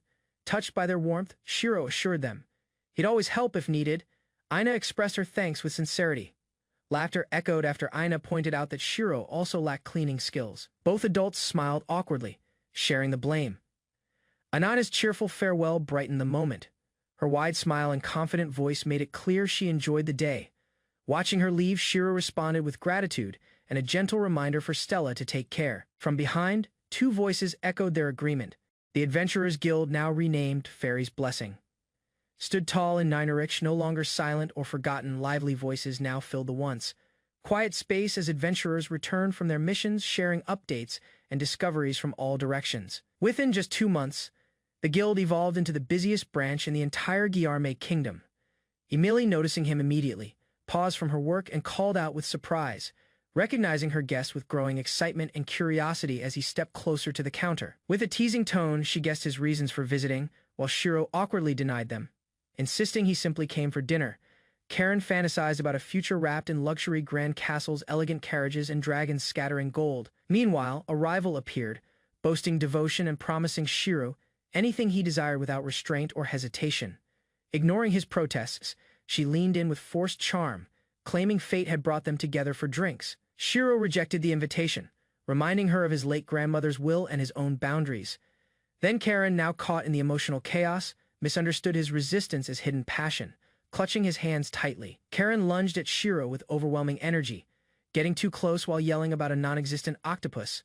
In a flash, Kilfa intervened with a powerful flying kick, launching Karen away with precise force. The guild bar filled with laughter and raised mugs as the group gathered to unwind from the madness. Cheers echoed warmly through the hall, easing the tension of earlier events. Around the table, friends discussed Karen's behavior. Some joked, others criticized, but all agreed Shiro had narrowly avoided disaster. Unexpectedly, she joined the feast as if nothing had happened. The group exploded with shock, while Shiro shouted in disbelief. A verbal clash escalated in the guild as a hot-headed warrior provoked the masked magician. Calmly, the mage accepted, calling it his duty to teach fools a lesson. Shiro tried to intervene, but the crowd was already placing bets and cheering. Fists flew. Despite their elite backgrounds, none had found success in the ruins. 2 months had passed with no progress, and irritation brewed just beneath the surface.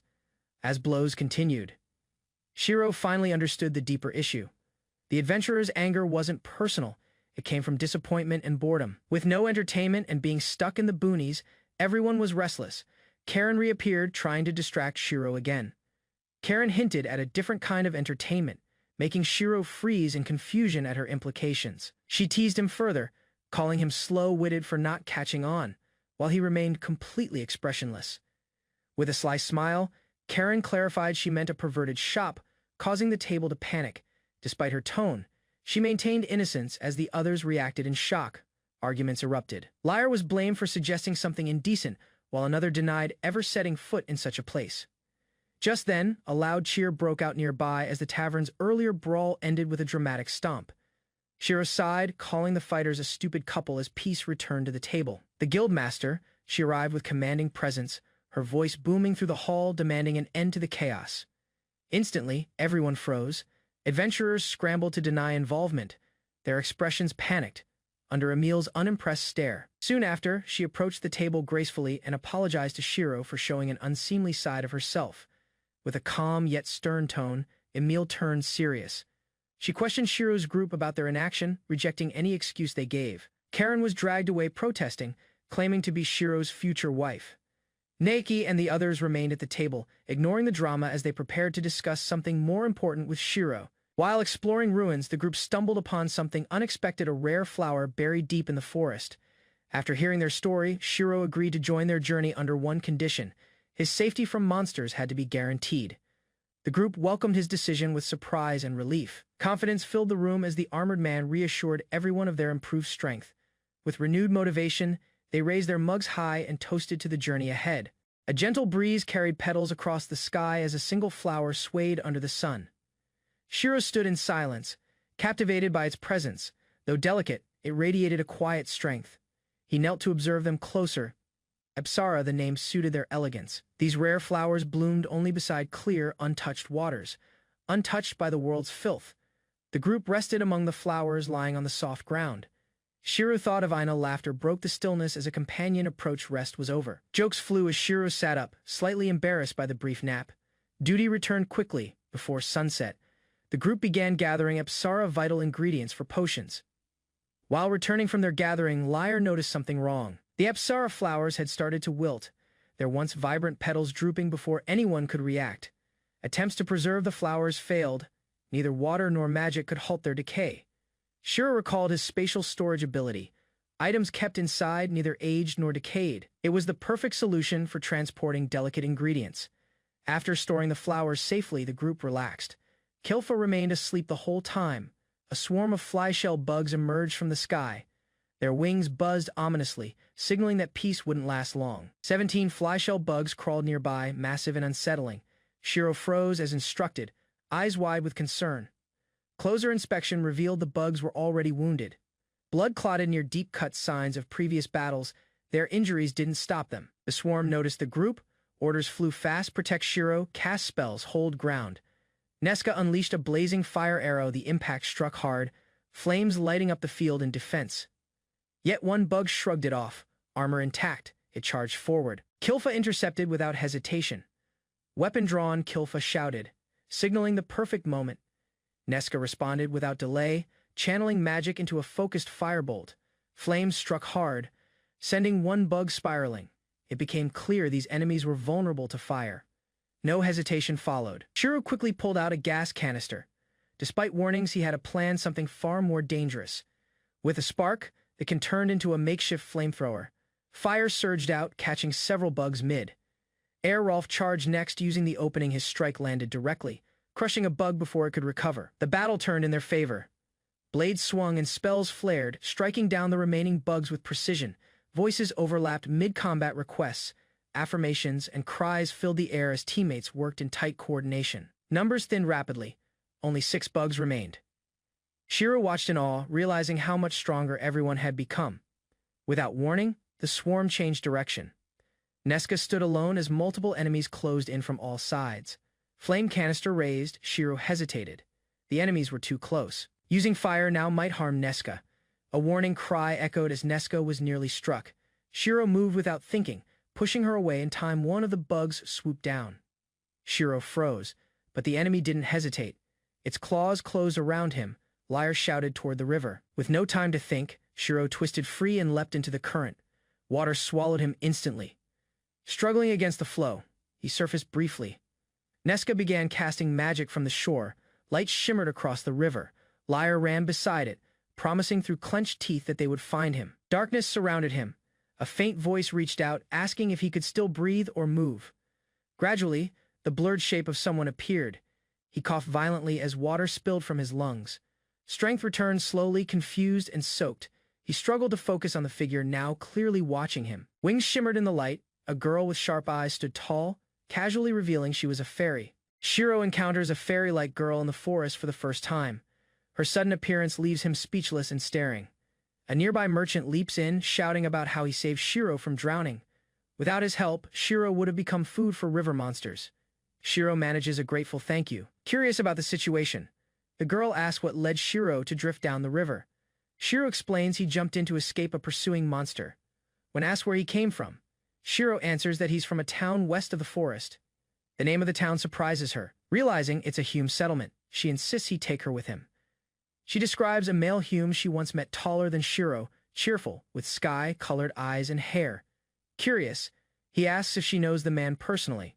She explains that although they are both Humes, that doesn't mean she knows him well. She admits she never learned his name.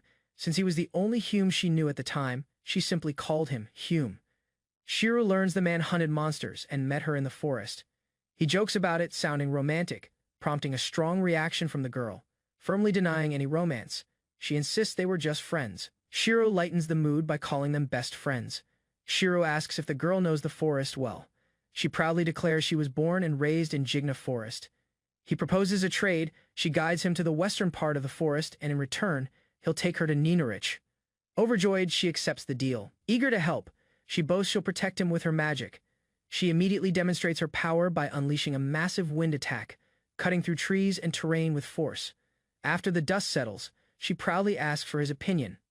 Shiro praises her strength, though he worries she overdid it. A previous attack by flyshell bugs left Shiro with a wound. Patty casually boasts she blew them away without hesitation. They formally exchange names, Shiro introduces himself, and the girl cheerfully declares her full name Patty Falulu. Taking charge, Patty demands to be called boss, since she's the one guiding their journey. Hearing him call her boss brings her unexpected joy. She laughs and asks him to say it again. Clearly enjoying her new title, he humors her with a loud "Alright, boss." But things spiral as he jokingly offers to act like a loyal henchman. Patty quickly draws the line, forbidding any romantic gestures, even in jest. Attempts at playful role-playing continue, but Patty grows frustrated by Shiro's exaggerated servant act and gangster impression. As they sit beside the fire, Patty asks if Shiro wants to return to his friends. He admits they're probably searching for him even now. Patty watches silently before making a decision. With newfound resolve, she declares her intent to help him reunite with them. Trying to act like a proper boss, she offers food to Shiro, claiming it's a gift from a superior. While rummaging for something, she hints it will be special. A massive magical circle appears before her. She activates the spatial storage skill, stunning Shiro. From within a glowing magical circle, the girl effortlessly pulled out an apple and took a bite. She explained calmly that spatial storage wasn't uncommon among fairies. Her ability was simply part of who she was, not something extraordinary. As the sun dipped lower, she offered him a gourd of warm mead. Shiro hesitated but accepted, soon overwhelmed by its rich flavor and comforting warmth. While he enjoyed the drink, the girl declared she'd take the night watch. Shiro chuckled at her assertiveness but agreed, grateful for her presence. Beneath the twin moons, their quiet exchange left a lingering peace.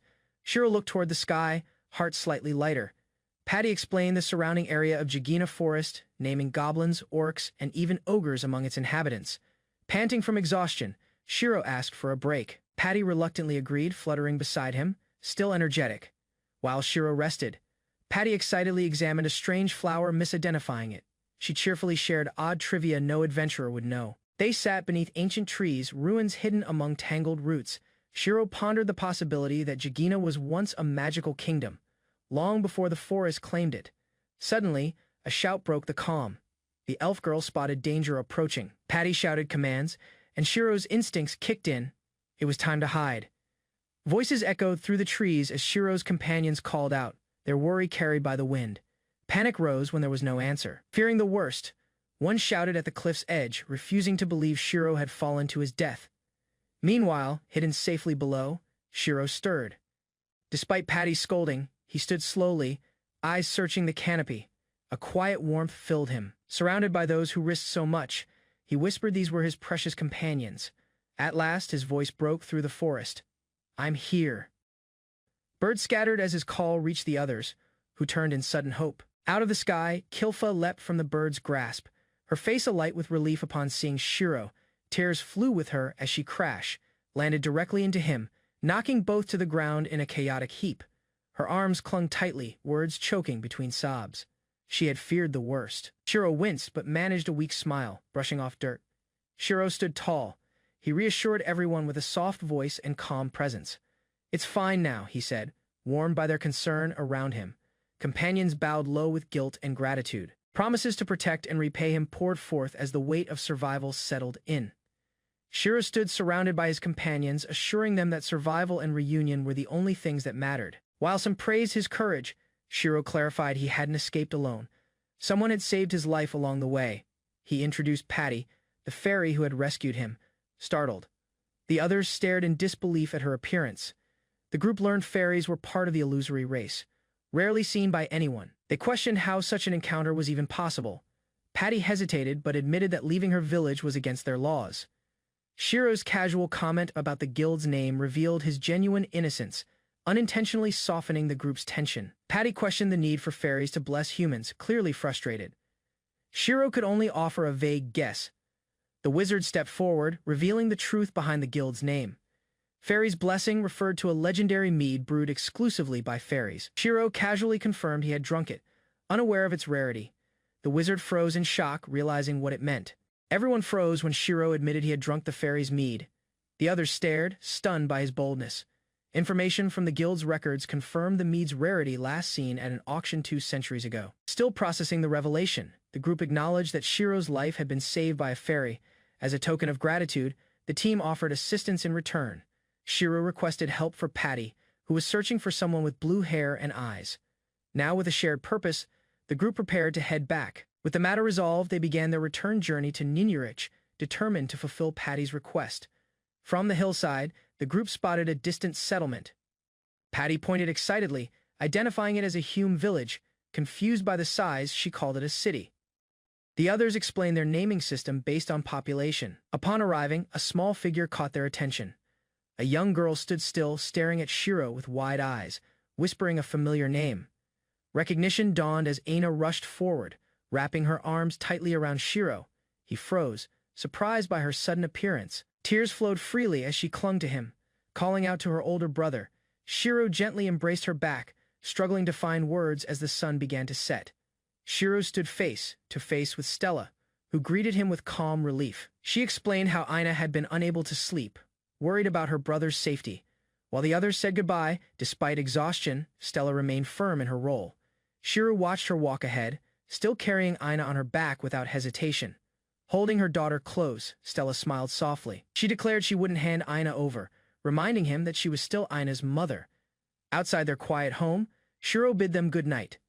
As they turned to head inside, he called out, remembering something he forgot to say. At the doorway, Stella welcomed Shiro home with a gentle smile, Aina rubbing her eyes beside her. Shiro responded softly, confirming he was home at last. The quiet night blanketed the house as their voices faded. Inside, Patty looked around in amazement, stunned by the size of Shiro's house compared to her own.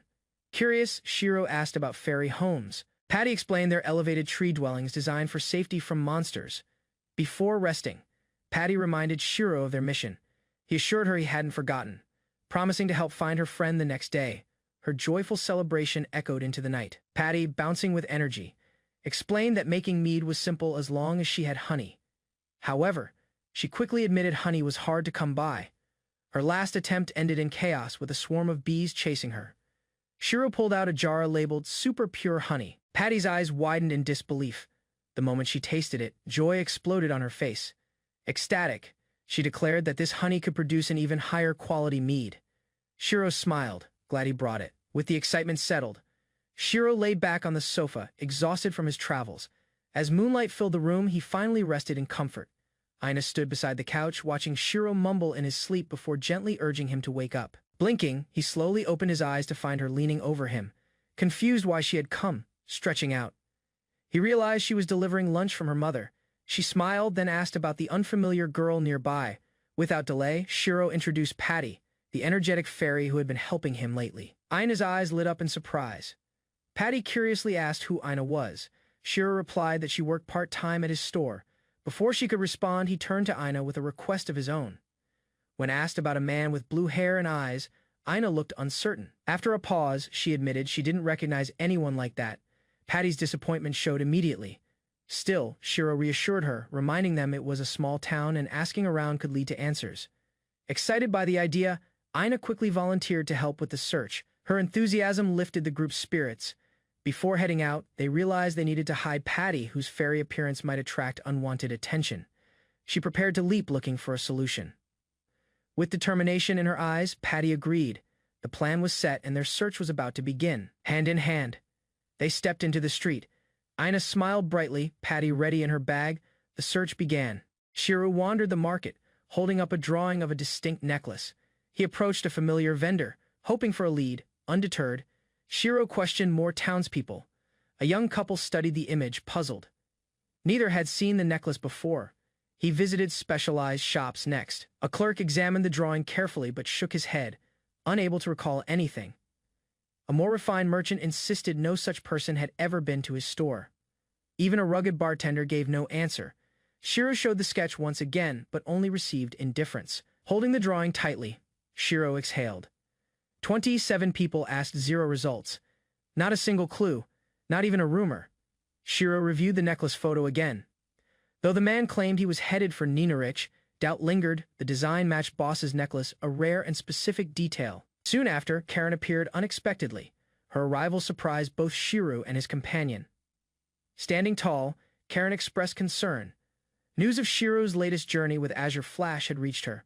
He tried to apologize, but she gently stopped him. A soft pat on his head conveyed her relief. What mattered most was his safe return. Back in town, Shiro resumed the search. Embarrassed by Karen's closeness, he fumbled when asked about his red face. Karen stared at the photo in silence. She recognized the necklace, but couldn't place where she'd seen it before. Despite her uncertainty, she promised to tell Shiro if anything came to mind, grateful. Moments later, she excused herself, heading toward the guild. Shiro assumed it was a routine visit, but her expression hinted otherwise. Stopping abruptly, Karen turned with fiery determination. Her voice trembled with emotion as she named Azure, Flash, those responsible for endangering her dear friend. Elsewhere, Shiro braced for impact as an enemy launched a meteor attack. Thoughts rushed through his mind of Aina, Lyre, San, and the others. He prayed they'd escape safely. Shiro leaned in, persuading the fairy to approve Aina's request. With a blush and reluctant tone, the fairy agreed just for one night. Later that day, Aina returned home, nervous yet determined. She greeted her mother and asked her to keep something secret before revealing it. Her mother smiled warmly, agreeing without hesitation. But as the moment grew near, a flicker of uncertainty crossed her face. Aina opened her bag slowly, her mother watching with slight tension. From inside the bag, the tiny fairy peeked out, meeting Aina's mother face to face, surprised but curious. The fairy noted how much they resembled each other in features and eye color. Aina's mother was stunned to find a real fairy emerging from her daughter's bag. Shocked, she could barely react. Moments later, the fairy darted around the room, gleefully leaping onto a soft bed. Laughter filled the house as Aina's mother watched in amusement. Over tea, the conversation turned serious. Aina asked Patty the fairy for details about a certain human man mentioned earlier. Her mother quietly listened. Patty hesitated at first, but gave in after Aina pleaded. With a sigh, she agreed to share the story just this once. Looking out the window, Patty recalled the memory. It began the day she left her village for the first time. While stumbling through the forest, the armored man chased a horned rabbit but failed miserably. He cried out in frustration. Feeling pity, Patty decided to help and launched a precise wind cutter, startling the rabbit. After witnessing her magic, the man froze. His eyes widened in awe as he slowly turned toward her. Unable to believe what he saw, he asked if she was truly a fairy. That unexpected moment marked the beginning of their first encounter. Starving and exhausted, the man collapsed into the grass and tore into cooked horned rabbit meat. Suspicious of his reaction, the girl initially thought his taste buds might be broken. However, she soon learned he hadn't eaten a proper meal in over 10 days. Grateful for the rescue, he bowed and asked for her name, calling her Fairy San out of respect. She stared for a moment, then withheld her name. Once you become a real hunter, she said, I'll tell you. Determined, the man trained under her watchful eyes. He practiced with his bow, hunted birds, and faced beasts in the wild. Standing beside the fallen beast, he looked toward the fairy with confidence. He asked if he'd grown enough and gently requested her name. She smiled and agreed. Just as she began to speak, old painful memories struck her. That unexpected moment turned out to be the last time she saw him. Though their time was short, a strong bond had formed between them. She explained her regret how she had planned to tell him her name next time, but the next time never came, and his name also remained unknown to her. Emotion overwhelmed the girl. Listening to the story, tears welled up. And she promised they would find him. Moved by her friend's tears, Aina promised without hesitation. Under the moonlight, hope flickered between them. Meanwhile, 2 hours earlier, the man was back in his own world, enjoying the comforts of home. Upon arrival, he was greeted by Lyre and other familiar faces. Surprise lit up his eyes as they exchanged greetings. Lyre's cheek was swollen. Though questioned, he brushed it off as unimportant. The truth was revealed soon after the mayor had struck him for bringing the man into the forest. Despite the slap, Lyre stood firm, refusing to apologize. Moments later, he laughed it off and invited his friend to the guild bar. Shiro curiously sampled the fruit, finding it sour and less flavorful than expected. Lyre, startled by Shiro's innocent comment, teased him. He questioned whether someone Shiro's age had truly never tasted wine before. Shiro denied being unfamiliar with it, explaining that in his hometown wine was both affordable and delicious. With growing interest, Shiro expanded on the subject. He spoke of various wine flavors, from sweet to bitter, and noted the rising popularity of orange wine. Finally, he touched on price, comparing cheap wines to mansion-level luxury bottles. Everyone in the bar turned their eyes towards Shiro. A bearded man urged him to continue his story, prompting him to nervously resume. He explained how alcohol was common in his hometown due to constant trade. The crowd leaned in, clearly intrigued by his words. Suddenly, a realization struck him. Shiro's expression changed as he envisioned the enormous business potential hidden in his knowledge. He stood with newfound determination. Sharing his plan aloud, Shiro believed it could benefit everyone and maybe solve several problems at once. With confidence, he invited them all to return in 3 days. If they did, he promised to serve authentic alcohol from his hometown, marking the beginning of his entrepreneurial journey. Everyone in the bar turned their eyes towards Shiro. A bearded man urged him to continue his story, prompting him to nervously resume. He explained how alcohol was common in his hometown due to constant trade. Suddenly, a realization struck him. Shiro's expression changed as he envisioned the enormous business potential hidden in his knowledge. He stood with newfound determination, sharing his plan aloud. Shiro believed it could benefit everyone and maybe solve several problems at once. With confidence, he invited them all to return in 3 days. If they did, he promised to serve authentic alcohol from his hometown, marking the beginning of his entrepreneurial journey. As night fell, Shiro adjusted his tie and stepped out with purpose. This time, he wasn't himself. He had taken on a disguise for the occasion. Inside the bar, Ina and Stella noticed his transformation. Both praised his appearance, their own uniforms showing they were part of something planned. Lyra arrived and complimented the setup. The bar counter, built specifically for the guild event, stood proudly at the center, inviting everyone inside. Ina expressed her wish to help, her energy unwavering. Shiro hesitated, unsure about letting a child work in a bar. With preparations complete, Neska and Kilfa received their reward, a bottle of their choice. Shiro turned to Ina. Ina excitedly shouted her drink choice, grape juice, just as the rowdy crowd grew impatient for the event to start. Stepping forward confidently, Shiro introduced himself as the store owner and officially opened the celebration in honor of the guild's hard work. Cheers erupted from the adventurers as Shiro presented a wide selection of alcohol from his store, along with snacks to match. Despite his nervousness over spending 3 million yen, he proudly declared everything free and encouraged everyone to enjoy without restraint. To conclude the opening, Guildmaster Ne Mirage addressed the crowd, reminding them to drink responsibly and not neglect duties tomorrow. The crowd surged forward for the first toast, nearly knocking Shiro over as excitement took over the room. Ne Mirage restored order with a commanding tone. As the guests lined up, Shiro introduced a drink called Beer Lyre. Curious but uncertain, asked for a recommendation. Ina explained that squeezing lime juice into the beer made it better. After one sip, Lyre's eyes widened. The bubbly, citrus, enhanced drink surprised him with its flavor and smoothness. Other guests quickly took notice of Lyre's reaction. Requests poured in and the bar filled with chatter. He even suggested adding salt to enhance the taste further. Orders flooded in as guests eagerly shouted for more drinks. Ina and Stella scrambled to keep up. Shiro managed the bar smoothly, calling for the next customer. Momentum was building and the atmosphere turned even livelier. A dwarf stepped forward demanding the strongest drink available. Whispers spread quickly. He was Erdos, known as the Indestructible.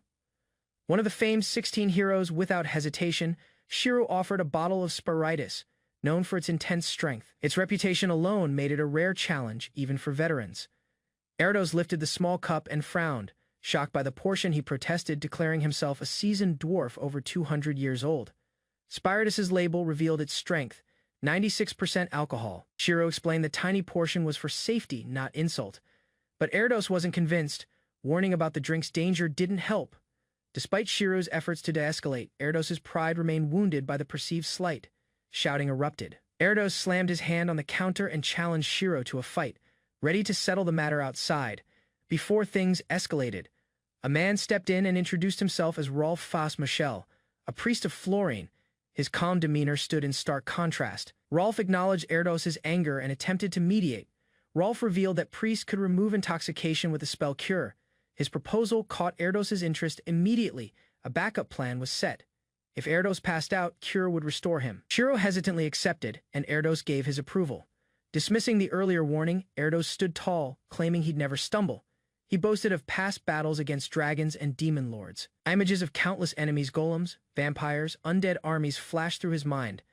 None had ever brought him down. To him, booze would be no different. With unwavering resolve, he demanded the drink. Onlookers watched in awe, recognizing both his physical and mental strength. Erdos proposed a wager. If he stumbled, he'd grant any request. If not, he'd drink for free forever. Shiro accepted the terms. With determination, the drink was poured to the brim. Erdos confidently prepared for the challenge ahead. A strong alcohol scent rose from the mug. Even Erdos admitted it stung more than any drink he'd tried before. Without hesitation, he began chugging the entire barrel. The crowd watched in disbelief as the liquid disappeared in one continuous gulp. A loud burp echoed. Though it burned fiercely inside, Erdos remained composed. He braced himself to prove that even Spiritus couldn't topple him. Erdos leaned in confidently, demanding an answer with no signs of unsteadiness. Shiro admitted defeat before the crowd. Grinning wide, Erdos celebrated his victory. He reminded Shiro of the deal, expecting endless drinks free of charge from that moment forward. Suddenly, his laughter turned into a groan. Without warning, his body gave out and he collapsed flat onto the floor, drink still in hand. Erdos suffered after drinking too much alcohol, leaving him exhausted and unable to recover quickly. Others reminded him that magical healing had saved him, while his reckless drinking became a source of embarrassment. The defeated warrior quietly reflected, making alcohol his first unexpected loss instead of any battlefield enemy. Meanwhile, the hero introduced the drink to more people, and its popularity spread rapidly across the town. Soon, everyone happily enjoyed the beverage, while the hero generously shared it, creating excitement and leaving a lasting impression on the community. Shiro considered the expensive cost worthwhile because it helped free the enslaved adventurers and earned the merchants' respect. Grateful adventurers celebrated together, while Aina prepared to deliver the newly arrived goods throughout the area. Their appreciation became lively, and Shiro accepted the cheerful reactions with quiet satisfaction despite the playful commotion. Later, he noticed a suspicious box with fairy wings, causing him to question the real purpose behind the gathering. Meanwhile, the merchant returned carrying the mysterious box, leaving Shiro aware that his hidden friend had finally been discovered. The merchant realized the missing friend was not an adventurer, while the hidden girl quietly admitted the truth and blamed herself. Overwhelmed by guilt, she isolated herself and regretted causing trouble for everyone who had helped her. Days passed without any success, and every search ended with the missing person still nowhere to be found. Eventually, Shiro explained that humans lived across countless places, making the search far more difficult than expected. Hearing that reality, the girl remained determined, hoping Shiro would return and help continue the search despite the overwhelming odds. Karen unexpectedly arrived carrying a box, claiming she might know the identity of the person everyone had been searching for. Opening the box, she revealed a familiar necklace that immediately connected to the missing individual. Its history traced back to Karen's great-grandfather, the first mayor of Ninurich, uncovering an important family connection. Meanwhile, Shiro explained that he had requested the search because Karen's ancestor held the answers they needed. Suddenly, the fairy appeared before everyone, leaving Karen stunned as the hidden truth behind the mysterious search finally began to unfold. Patty asked about Karen's ancestor, while Karen struggled to believe that her great-grandfather had truly known a fairy. Curiosity quickly turned into confusion, as Patty assumed Karen should know her ancestors' whereabouts through their family connection. After hearing the explanation, Karen quietly realized the misunderstanding and began thinking more carefully about the situation. Seeking another clue, she asked Patty about the natural lifespan of fairies instead. Without hesitation, Patty explained that fairies could live for around 3,000 years, making the search for Karen's ancestors seem possible once again. Karen realized the person Patty sought could not have survived, as humans lived far shorter lives than fairies. The painful truth settled over the room when Patty finally learned that the man she had waited for had died long ago. Memories of rejection resurfaced, leaving Patty overwhelmed by fear, loneliness, and the pain of being pushed away. Cruel words from the past echoed in her mind, deepening the wounds that had never fully healed. Broken by those memories, Patty believed nobody cared about her, convincing herself that even her own family had abandoned her. Unable to endure the village's harsh rules, Patty left alone on a moonless night and wandered into the forest. There, she met a young hunter who treated her with kindness, thanked her sincerely, and asked for her name without fear. His warm smile encouraged Patty, giving her hope and making their growing friendship feel truly special. Together they spent joyful days playing, laughing, and creating precious memories that Patty had never experienced before. As time passed, Every shared adventure taught Patty the meaning of friendship, filling her lonely heart with happiness for the first time. The young hunter bravely fought a fierce monster, risking his life to protect Patty from certain danger. Watching the battle, Patty realized someone truly cared enough to save her without expecting anything in return. Later, the hunter crafted matching necklaces from the stones Patty had given him, creating a meaningful keepsake. He presented the necklace as proof of their friendship, promising it would remind them of each other even when separated. Hearing the meaning of best friends, Patty treasured those words deeply, experiencing genuine friendship for the very first time. Patty realized she had found not only a friend, but someone she considered her very first best friend. Overcome with happiness, she shed tears of joy while trying to hide the emotions she had never experienced before. Later, the hunter asked for her name, but Patty hesitated, fearing that revealing it would end their precious bond forever. Instead, she suggested exchanging names the next time they met, hoping those peaceful days would continue a little longer. Smiling warmly, the hunter accepted her promise, leaving Patty determined to meet him again someday. Shiro noticed Patty staring at the magical pendant after the fairies had already departed. Watching her lonely expression, he realized she considered their village her only true home, yet something still troubled her, despite remaining beside him. Patty admitted she could not return because the fairy village had banished her long ago. Although she never revealed the truth before, losing that homeland left her with nowhere else to belong, except alongside Shiro. Curious about the glowing mark across Patty's body, Shiro examined the strange crest carefully. Patty explained that among fairies the mysterious symbol represented disaster, causing everyone to fear her existence and avoid approaching her. Patty revealed the cursed crest made every resident reject her, despite her innocent heart. Only the village elder allowed her to remain temporarily until a recent incident forced everyone to abandon that fragile acceptance forever. Patty explained that countless fly-shell bugs invaded the forest before attacking the fairy settlement without mercy. Their overwhelming numbers devastated the villagers, leaving survivors terrified, while the disastrous crest became blamed for the entire tragedy instead. Patty described how fly-shell bugs multiplied rapidly after building nests throughout the forest. Their expanding swarms consumed everything nearby, turning peaceful woodlands into dangerous territory where survival became almost impossible for every fairy. Fear spread among the frightened villagers, as many blamed Patty's cursed crest for attracting the relentless insects. Isolated from everyone else, she endured accusations, despite having no connection to the growing disaster. Shiro immediately rejected those unfair claims, insisting Patty bore no responsibility for the invasion. She explained the village chief had named her Patty Falulu, because the cursed mark had remained with her since birth. Patty revealed her name symbolized someone destined to tear apart fate, yet the villagers focused only on misfortune. Even the elder who protected her eventually agreed she should leave after pressure from everyone. Remembering the past, Patty recalled rescuing an injured Shiro inside the forest before guiding him to safety.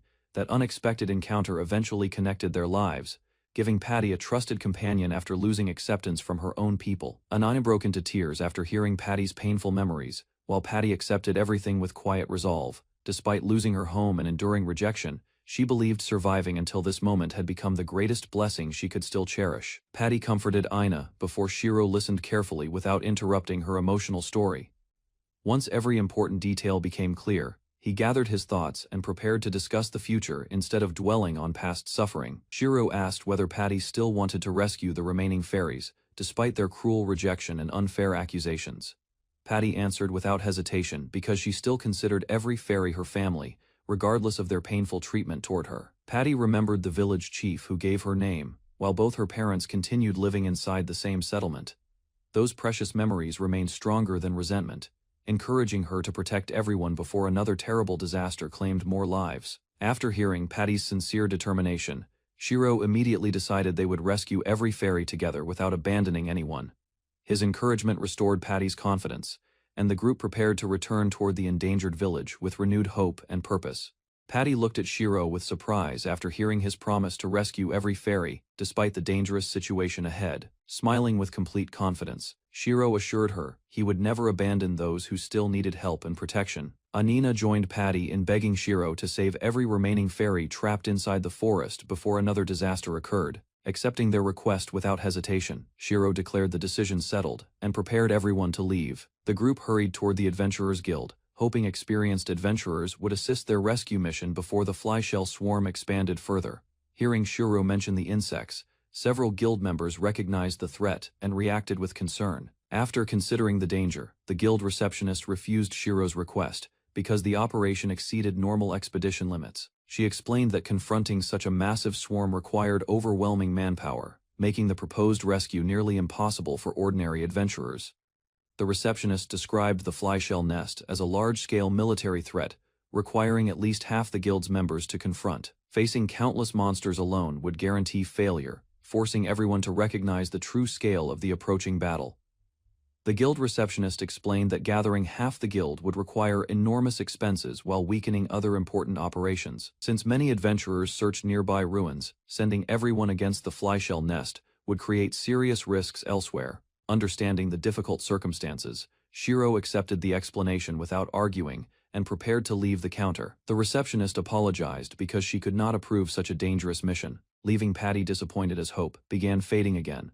Before walking away, Shiro stopped and proposed making a mutually beneficial deal instead of repeating his original request. His unexpected confidence caught the receptionist's attention, encouraging her to pause and listen before rejecting his unusual proposal.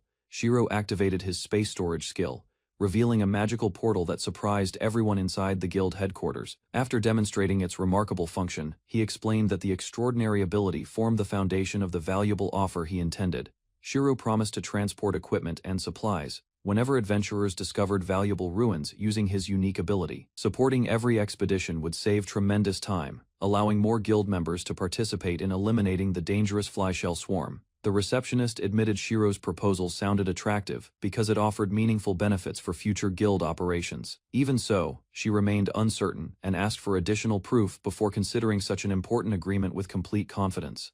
To strengthen his proposal, Shiro revealed a magical item enhanced with advanced spatial storage enchantments, capable of transporting enormous cargo. The demonstration impressed the receptionist after she realized the portal could carry supplies equal to several large carriages. Although convinced by the remarkable ability, the receptionist apologized because she still lacked authority to approve such an extraordinary arrangement herself. Aina watched the discussion while hoping someone capable of making the final decision would appear soon. Before the conversation could continue, the experienced adventurer Erdos arrived after noticing the unusual situation inside the guild headquarters. His unexpected appearance caught everyone's attention, creating a new opportunity for Shiro's ambitious rescue proposal to succeed.